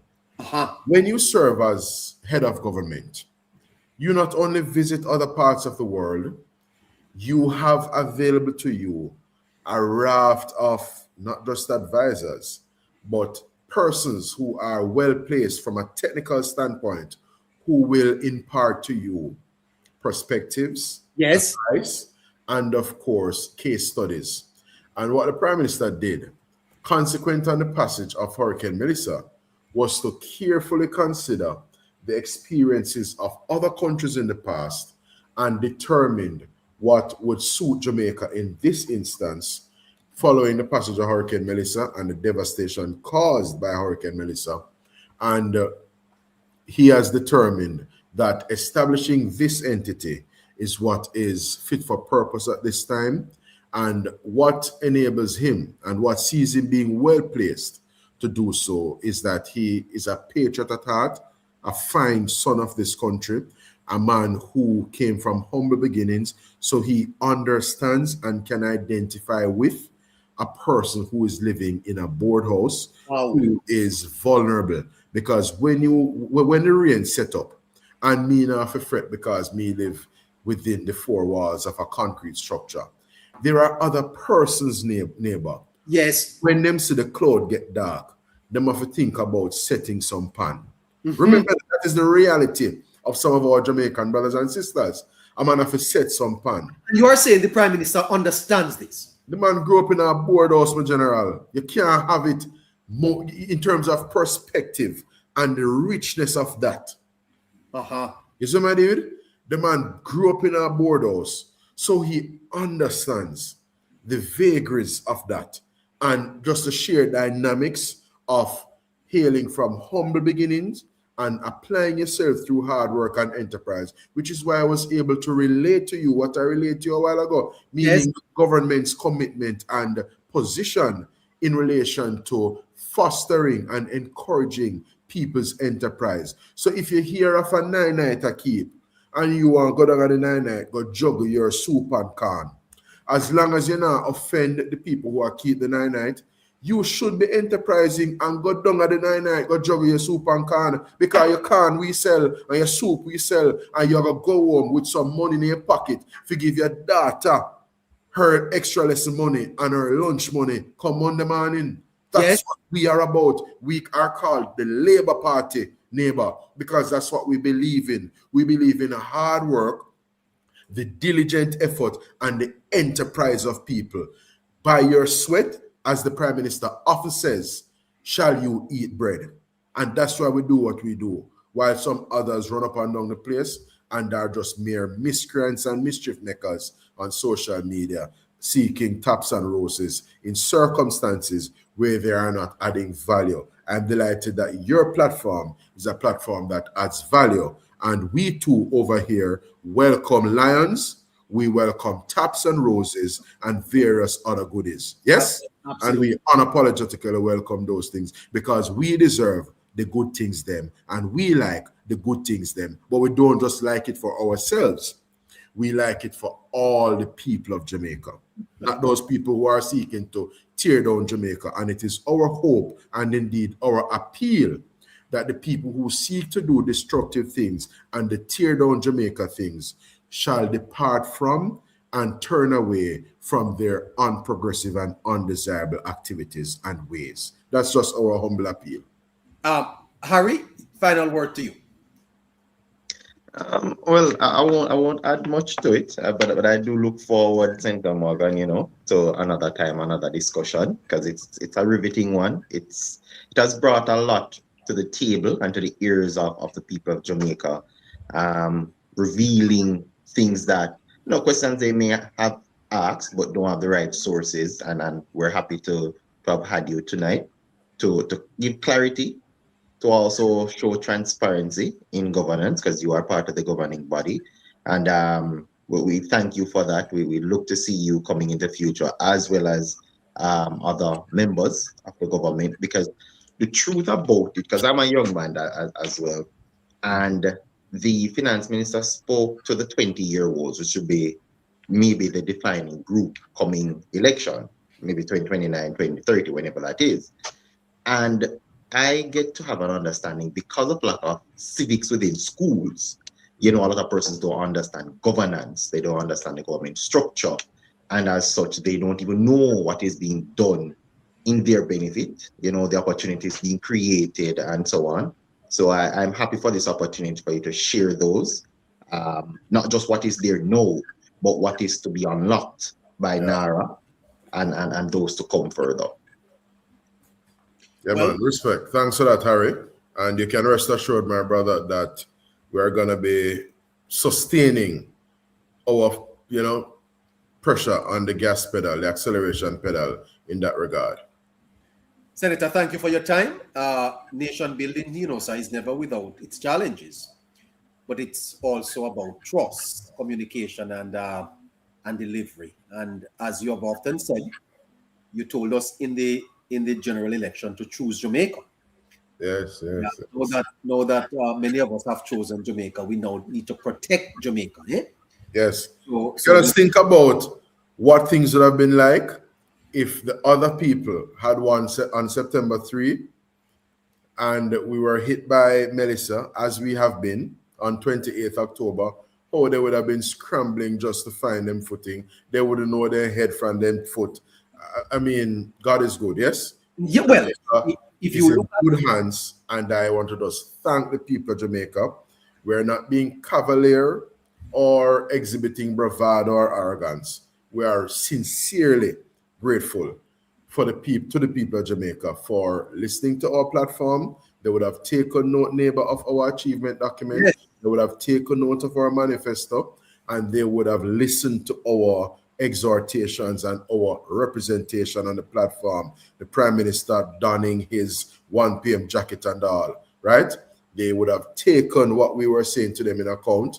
For some, as is their democratic right, they didn't.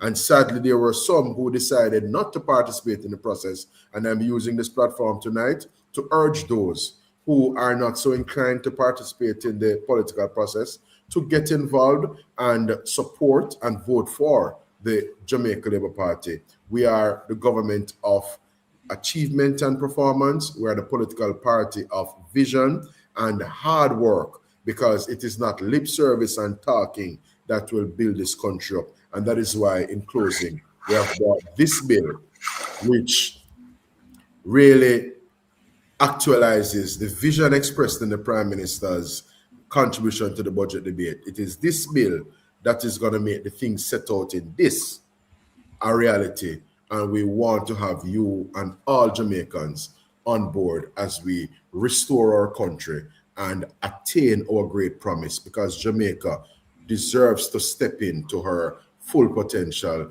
and be that wonderful place of choice that she can be to live, work, raise families, do business, and retire in paradise. What good, neighbor? I shall return as a certain gentleman. That shall return phrase is, is one that you should stay away from. Take care of yourself, man. And respect. Thanks to Zachary. And my moderator, Caroline, wants to tell you that she appreciates you very much. And, yes, and thank you so very much. Well. Big up yourself, Caroline. Good, good. All the best, folk. All right, great, man.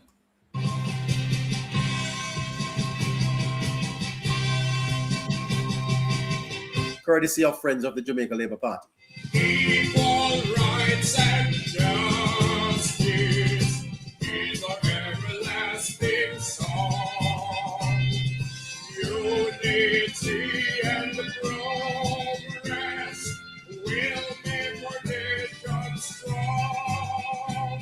Stand up for your rights when you hear the bell. Stand up for justice, hear the freedom bell. Remember, must a man said he serve you well. Stand up, Jamaicans, when you hear the bell.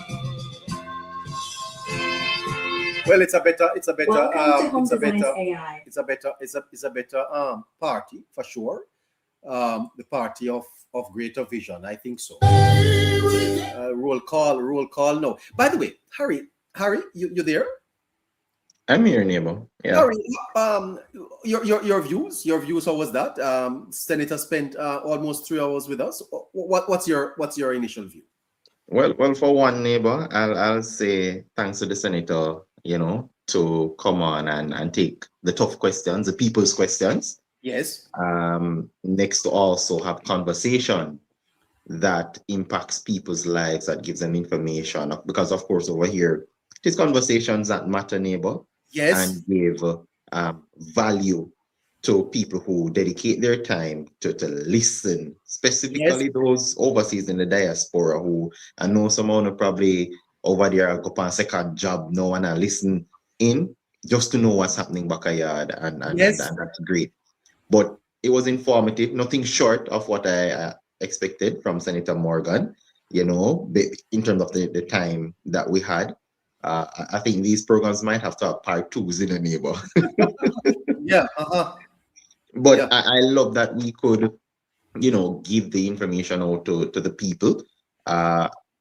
When we look at the narratives being spun the misinformation out there, the discrediting, even the assassination of characters, neighbor, Yes. of government individuals, just to discredit the work that has been put in. Yes, Melissa has passed, 6-7 months ago, and to appeal to the sensationalism aspect of things and emotions, to let it seem as if there is nothing done thus far to amplify, for example, a $1.44 billion wickedness. Can you right. imagine the government has spent $67 billion already, Harry? That the government was able to find that money. What are you talking about? The thing about it, and that 67 billion would have brought us back to the government's budget as well, because it shows how we move from what the money is to what the value it adds, because money is just paper, neighbor, right? Yes. But the value that you can add to it, and I want to focus on what the government would have seen for the 1.44 billion, is not to hand it out to people like that, but to centralize it in a way and to strategically develop it and target areas of true value, right? 600,000 of it is going to foundation and building out for the homes to come. That's what people have been crying out for, but we know the truth is, you can't just get up and put on a house everywhere, anywhere, neighbor. There are analysis assessments to be done. We're moving things differently. We're building the country on the foot that it should have had before. Yes. It should have taken a Melissa to bring us to our knees, because the truth is, it may not feel as if we're there, thanks to how we've been governed in the last decade, right? But that is where the country is. And the truth with it is that the government sought better ways how to let that money add value. Yeah, and not only better ways, but are being very prudent and accountable.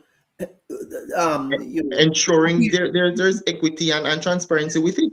Compared to others, Harry. Yeah, right. And it speaks volumes to those who put people first before the party. And I don't think people understand that's something we've been suffering for a long time. We've finally gotten persons where all monies are accounted for, right? But it seems as if that's not a problem. Can you imagine? Can you imagine? But the whole spin within NaRRA, neighbor, and that, getting the information out there, this is probably the start of it, right? I know the government will be doing other things to sensitize persons about it. And people, NaRRA isn't a top-down setup. It's bottom-up, because the projects being decided on are coming from community analysis, assessments rather, what the people are looking for. So it's not like in the past where you just get something and whatever you get, you take. This is now looking to bring Jamaica forward. The real step of not just being resilient and to build back, but to build in a way where we're always one step ahead of the game because of where we are located geographically. And that is welcoming, neighbor. It's like a breath of fresh air, for those who may reside in the corporate area, congested air. When you go to country, neighbor, the air just feel light and nice. This is what it is. This is how it feels. This is bringing it to the system of governance and how to govern your people going forward. Yeah, I see Casey on YouTube. They're saying that the government basically make the 1.4 look small. The fact of the matter is that when you compare $67 billion to 1.4, Andrew Holness put me to shame. He make 1.4 billion look like 2 cents to say 67 billion. Open the web so I can. Casey wants to donate more.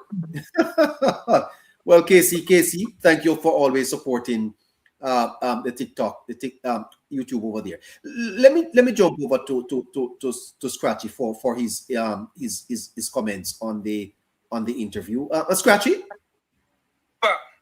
Blessed night again to everyone. Yeah. How things went tonight, Scratch? Neighbor, wonderful neighbor, man. You know, once neighbor is in charge, everything will be okay, man. You know, neighbor, you don't have to ask two times, neighbor. You did a wonderful job, neighbor. The team. I think that your line of questions, neighbor. Yeah, the team overall. I think the line of question, neighbor, was very on point, you know. I think neighbor that the senator neighbor was also very comfortable neighbor. Yes. You know, he was very comfortable neighbor because another person might not know neighbor what this was scheduled to be a 1 hour interview. And because of how comfortable I think the senator was neighbor, I know how engaging and interested the conversation was. It went way past that 1 hour mark neighbor. So definitely neighbor, kudos to the team again neighbor. Kudos. What was fascinating, Scratchy, and I don't want to sound bashful, is that the senator is quoting from information on this program. Neighbor, we often speak about that neighbor in private neighbor about the reach of the program neighbor. We know neighbor that a lot of persons neighbor in Jamaica are listening to this Tour platform every night neighbor. Wonderful. We know our reach neighbor. We are not one who comes and normally talk to our own hands or anything neighbor because we know we are here to send a message. Yes. You know, across the length and breadth of Jamaica neighbor. But the senator prove what we have been saying neighbor for a very long time neighbor that a lot of persons in high position or high office neighbor is definitely tuning to this platform. Well, we did a note on Wednesday, sir, and the senator said somebody sent it to him, and he was quoting from it. Definitely, neighbor. Definitely, neighbor. And again, neighbor, the senator neighbor almost kudos to the senator neighbor. I think the senator neighbor. I think this is probably neighbor, and not to toot our own hands or anything. But I think a lot of people will also attest to it, neighbor. That this is probably not to say that the senator neighbor is not someone neighbor who was done in it, who feels neighbor whenever he's doing any form of interview.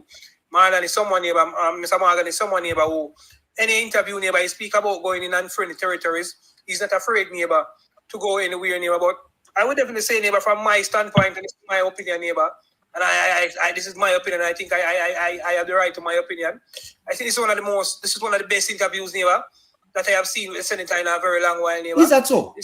Yes, neighbor, because if you look at the length of the time of this interview, neighbor, compared to other interview, neighbor, this is an interview, neighbor, where the senator went detail in a lot of stuff, neighbor. You can also see, neighbor, that the senator made preparation for this interview, neighbor. Yes. He had the NaRRA legislation, the NaRRA bill in front of the Prime Minister's budget speech. Quoting from the NaRRA bill, neighbor, the Prime Minister's budget speech, neighbor. So it goes to show neighbor that the senator neighbor didn't just came over here. Neighbor. Well, he knew where he was coming. He knew where he was coming, sir. Exactly. The senator didn't just came over here as a party shot neighbor. He knew exactly where he was coming, neighbor, and he was made sure that he was prepared, neighbor. And I mean, neighbor, I feel pleased to know that he took our platform so serious, neighbor, that he made preparation, neighbor, to come and share what he has to say, neighbor. That so enough respect to Senator Morgan, man. Yes. Enough respect to you, sir. And I can definitely tell you, sir, that a lot of Jamaicans will definitely see you totally different from tonight, neighbor, from tonight's sir, with this interview. Yes. As I often said, I told the last night, neighbor, that your page also, Mr. Senator, will gain a lot of traffic. You know, you will gain a lot more followers because of how well you displayed yourself, and you know you use a lot of cricket terminology, and you batted very well, sir. You wasn't a night watchman at all. You came out as an opening batsman. He was able to handle all the questions, Scratchy. Yes, neighbor. Whether it was a bouncer, whether it was a yorker, neighbor, whether it was a half spin, neighbor, he definitely neighbor managed to answer all the questions, neighbor. This is what you know, Scratchy, you are right. For someone to be so well prepared, to come up on an interview and to be so well prepared so that he's able to, without itching, handle the NaRRA bill. It is quite impressive, Scratchy. Yeah, but definitely, neighbor. When I saw looking and saw what was going on, neighbor, I saw preparedness from the senator side, neighbor, and I must have to respect him for that, neighbor, because I mean, persons tend to see these TikTok shows, neighbor, as party shops, you know. Oh, yes. So to know that the minister, the senator, neighbor, took time out of his busy schedule, neighbor, to prepare for this, neighbor. Yes. It goes to show, neighbor, the level of respect, neighbor, that he has shown to us, neighbor. True. And yes, neighbor, and it has definitely it is due, or it is onus on us, neighbor, to show him that level of respect, neighbor, and tell him that we definitely, neighbor, and truly appreciate him coming on the platform tonight and sharing the information, not just with us, neighbor, but with wider Jamaica, neighbor, and persons in the diaspora. I also, neighbor, I'm very glad how he called out and applauded persons living in the diaspora, neighbor, because you know, our supporters, neighbor, we're a diaspora-based program, neighbor, and I asked him, and he definitely did that, neighbor. And I know our persons in the diaspora, neighbor, they feel very pleased, neighbor, to know that a senator, neighbor, from the governing side, neighbor, and a political and a platform that they're on, neighbor, can highlight them in such high manner, neighbor. So again, neighbor, kudos to the team, kudos, neighbor, to Chefree, neighbor, for the wonderful job that she's doing, neighbor, from behind the scene in terms of the technical production point and the production part of this program, neighbor. You know, the different platforms that we're streaming on.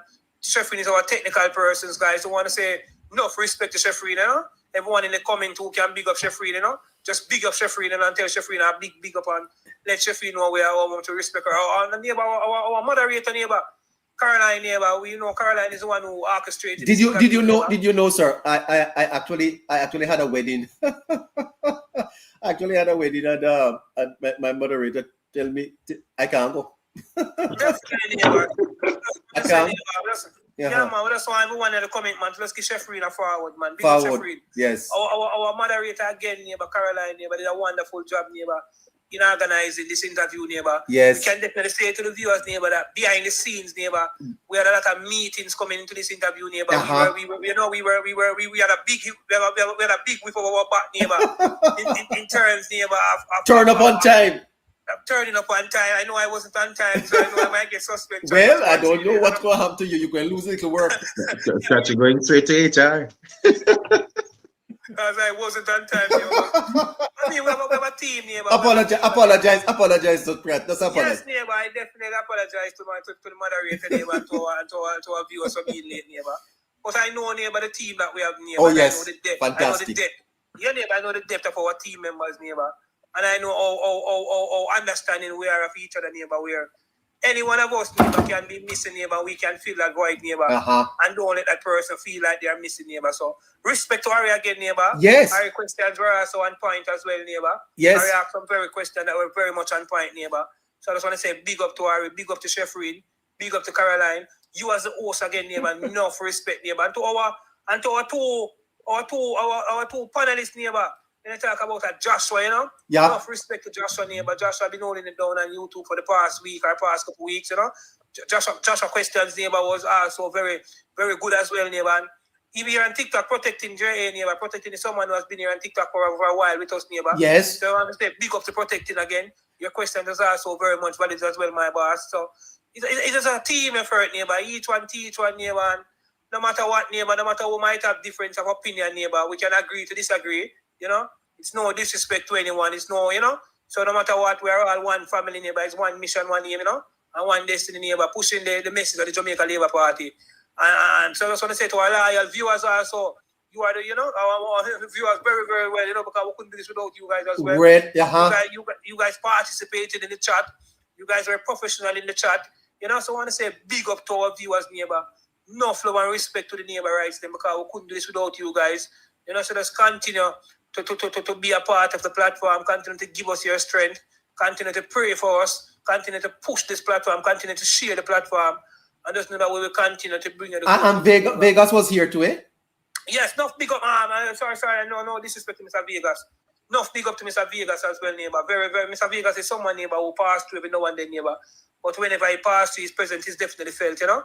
Always have some questions. Chops Media as well, neighbor. Yeah. I want to say enough respect to Chops Media, neighbor. Someone again who normally passed through. Chops play a very important role on this platform. Yes, and in communication for the Jamaica Labour Party. Very knowledgeable guy. That's where I was going to go. Not just on this platform, neighbor. Chops Media is a very good communicator, neighbor. Chops Media is someone, neighbor, who, despite neighbor him being someone who support the Labour Party, neighbor, he's not biased, neighbor. In his opinion, neighbor, and he's not biased in the information, neighbor. So I must have said, neighbor, we have to big up Chops Media. Big up Jamaica Princess. Big up Jamaica Princess, neighbor.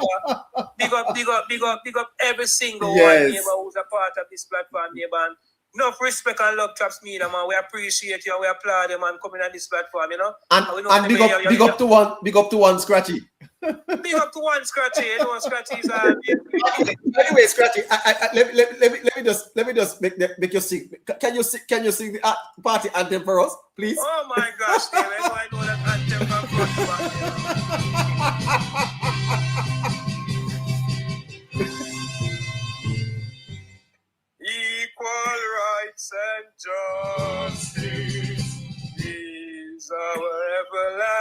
sing song. Unity and progress will be strong.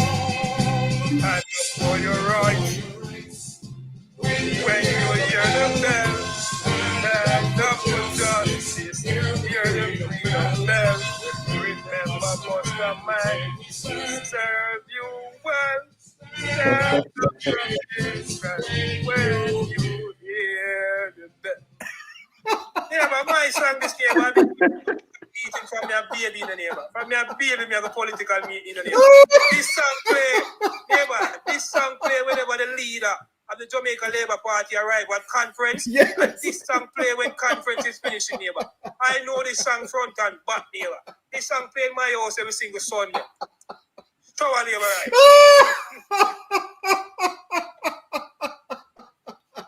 There's no like Scratchy, I can't tell you. By the way, listeners, this code is 954-635-8732. Thank you for support. As a matter of fact, I can tell you, we're working on a special little project here at the Politics Plus Network, and we need your support. Please, 954-635-8732. 954-635-8732. Moderator, post the Zelle account for me. It's on YouTube.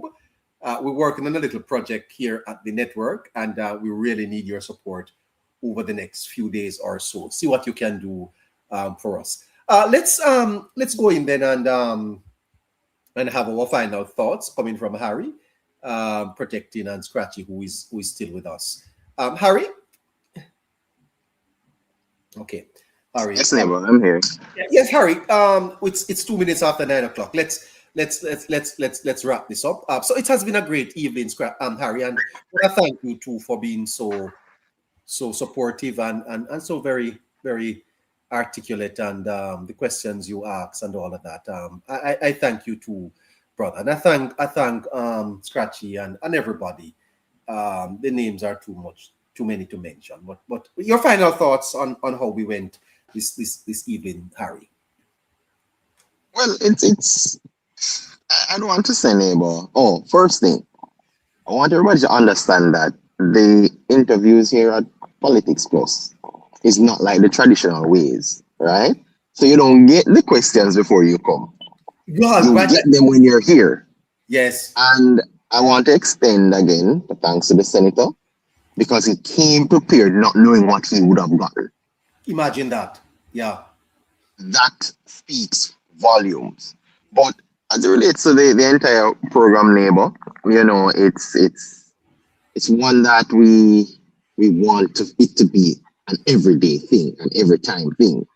To get different persons, not just from government, but also opposition, if they do, want to come on and they take our invitations. Absolutely. To give the people the full truth, to give it a balanced perspective as well, to challenge the people's thinking overall. But tonight's program was a beautiful one, neighbor. It's been brewing in the back end for a while, and to see the execution of it, to see the levels of information that we got, to the value added to our diaspora, to our listeners here as well. It's beautiful, and it's a standard as well. I'd want to implore those who represent Jamaica coming from the social media space. It's a standard we'd love to see when speaking to not just government representatives, but to anybody conducting an interview and giving vital information, because it's not just what is said and how it's said, but how it's also packaged.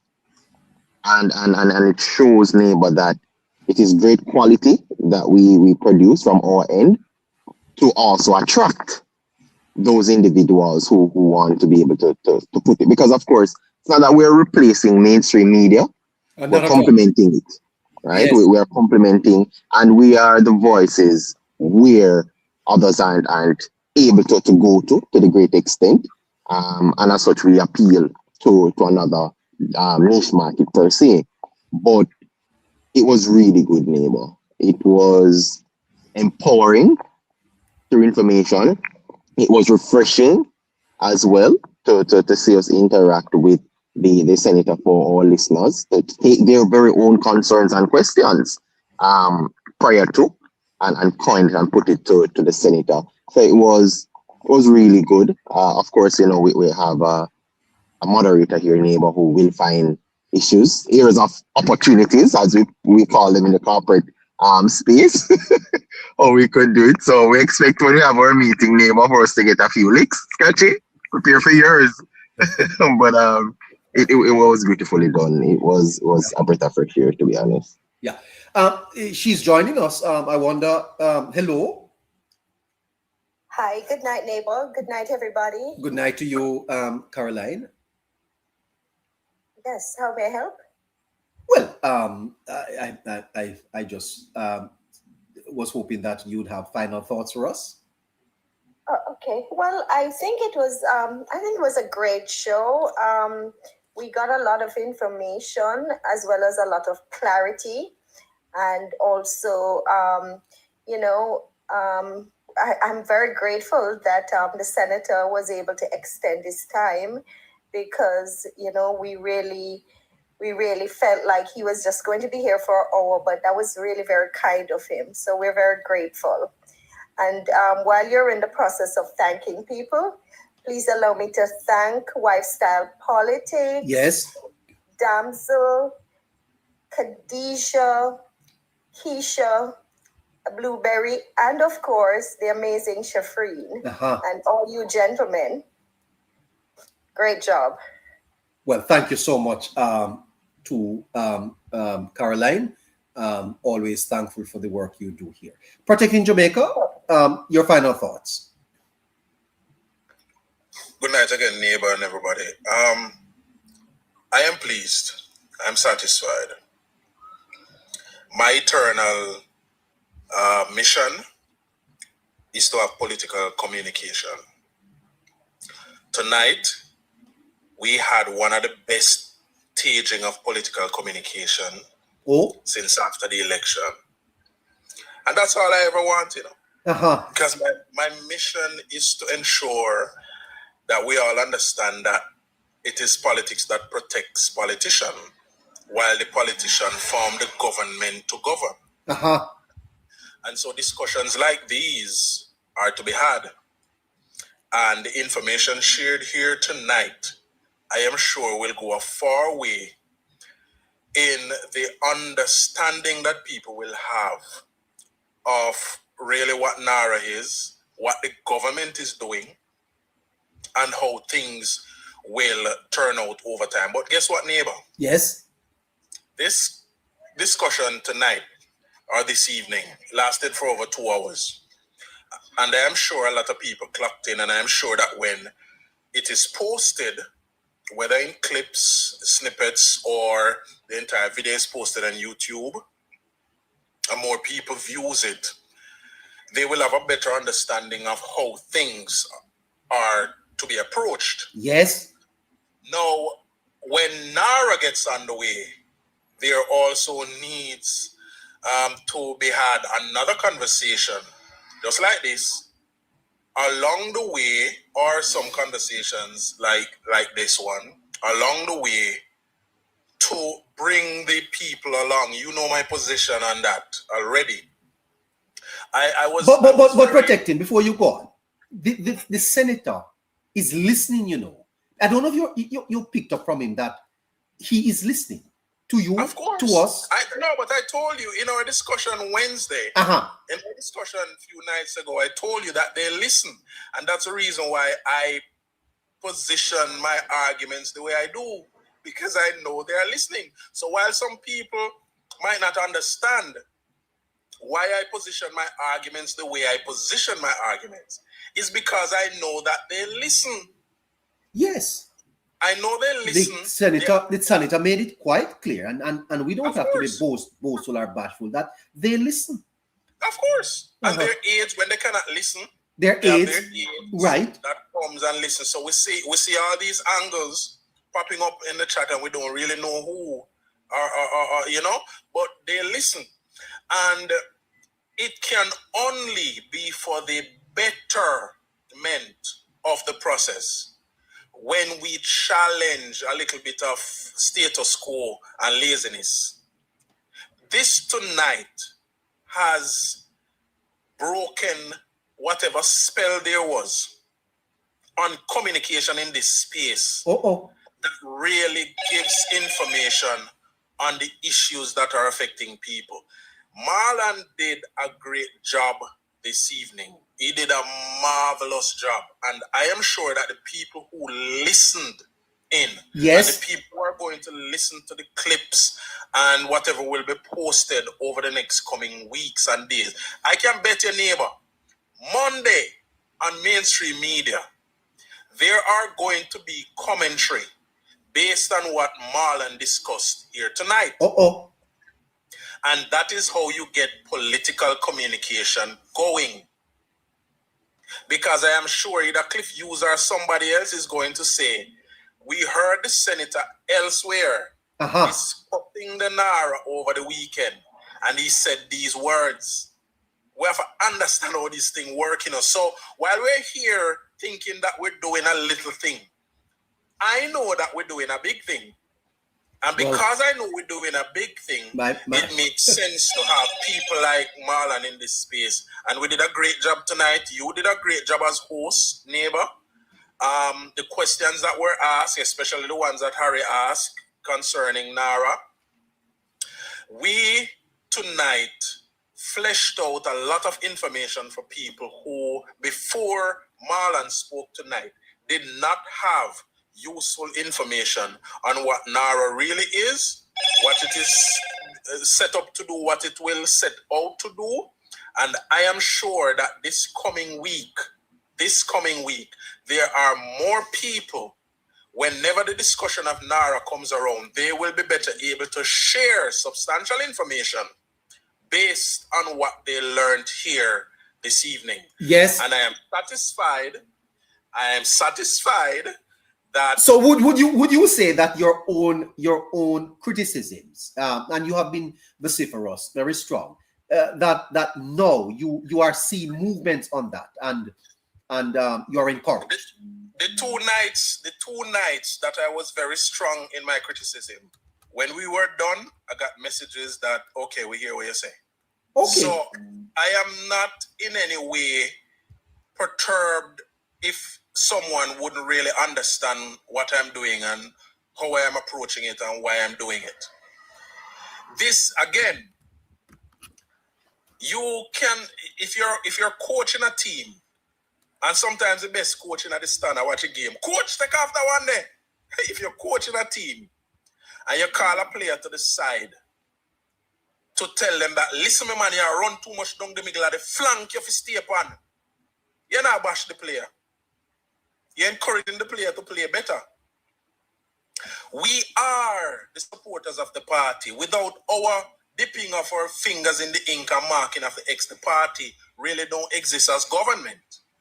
It is us who is going to have to hold the party toes to the fire and to the line. And neighbor, that is very significant, neighbor. Protecting, please allow me to interrupt you for a minute, please.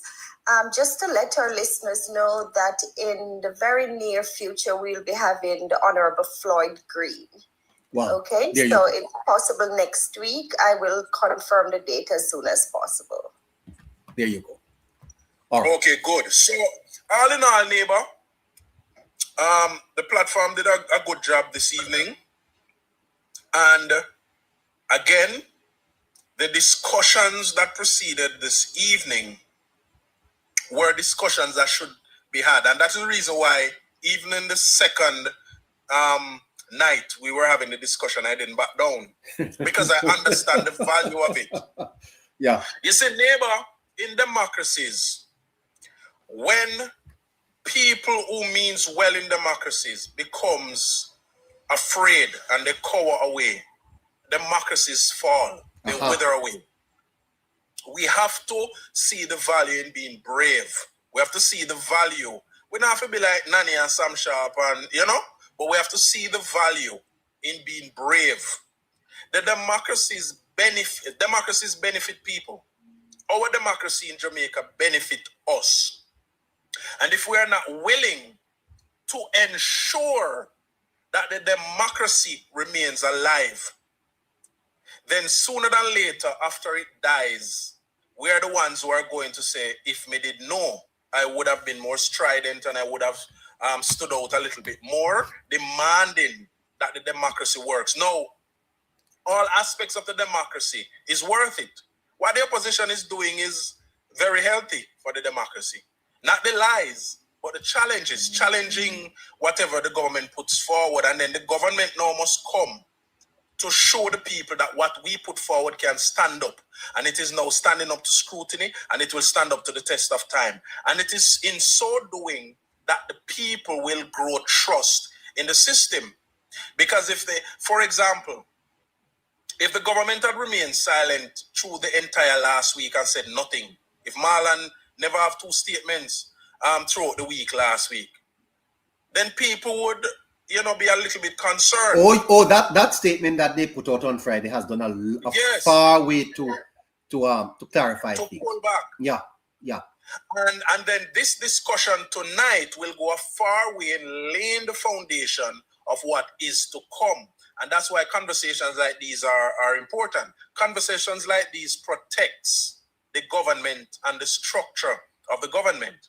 And then if we have another conversation with Floyd Green, as the moderator says, in another couple of days, then yes, Floyd will be talking about his portfolio, but then we switch a little bit to the politics that affects the area, because his area is one of those areas affected by Melissa. Yes. And then when we have these conversations and we continue to have them, it bolsters the democracy we practice. It bolsters the position of the government. It bolsters the mission of the government.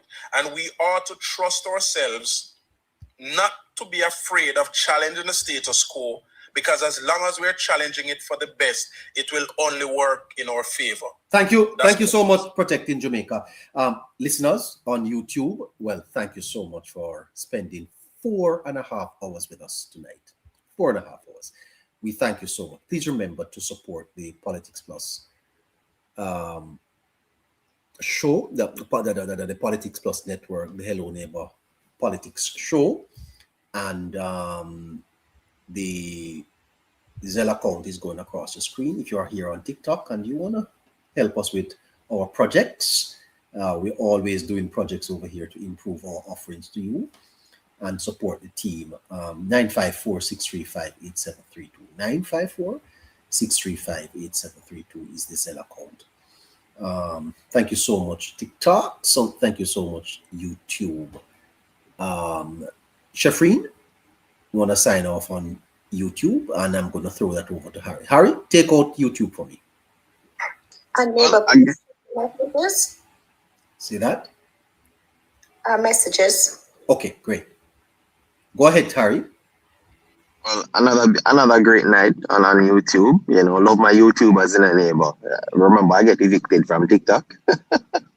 But the great people on YouTube, every night I'll say, tell a friend to tell a friend. Yes. And have that friend to tell a friend as well, because the conversations we have here are conversations that matter, not just to us here as the production team, but to those lives that decisions are made throughout the country. It impacts all of us, and it's best to know, to be in the know rather, than to not know at all. So, continue to support the program, like, share, subscribe, whether that is not just YouTube, but also the Patreon and so on. There are other projects coming on board, as Neighbor says, just stay tuned for those. But in the meantime, just continue to help us grow, continue to help us reach the ears of many others. The dream as well is to hope one day we hear somebody listening in China, Neighbor. That would be beautiful if we have not already reached there, and we don't know yet. But continue to support in every way you can. Again, like, share, subscribe to the videos put out, to the program. Continue to listen, continue to be empowered, and as such, this is Politics Plus Network, where conversations matter, and we love you. Just before you go, Harry, Please encourage the YouTubers to visit the Hello Neighbor store at the helloneighborstore.shop. Oh yes, yes. We do have the Hello Neighbor store where you can get your merch. You know, feel free to take a look and to see whatever merch you like. Of course, that is another way of supporting us and supporting the work that we do here for each and every person. So again, you know, like, share, subscribe, support the team, support the program, and let's make Jamaica great again. Not mimicking the words of the US, but let's get Jamaica to where we are through these conversations. Have a great time, YouTube. Take care. Catch you tomorrow.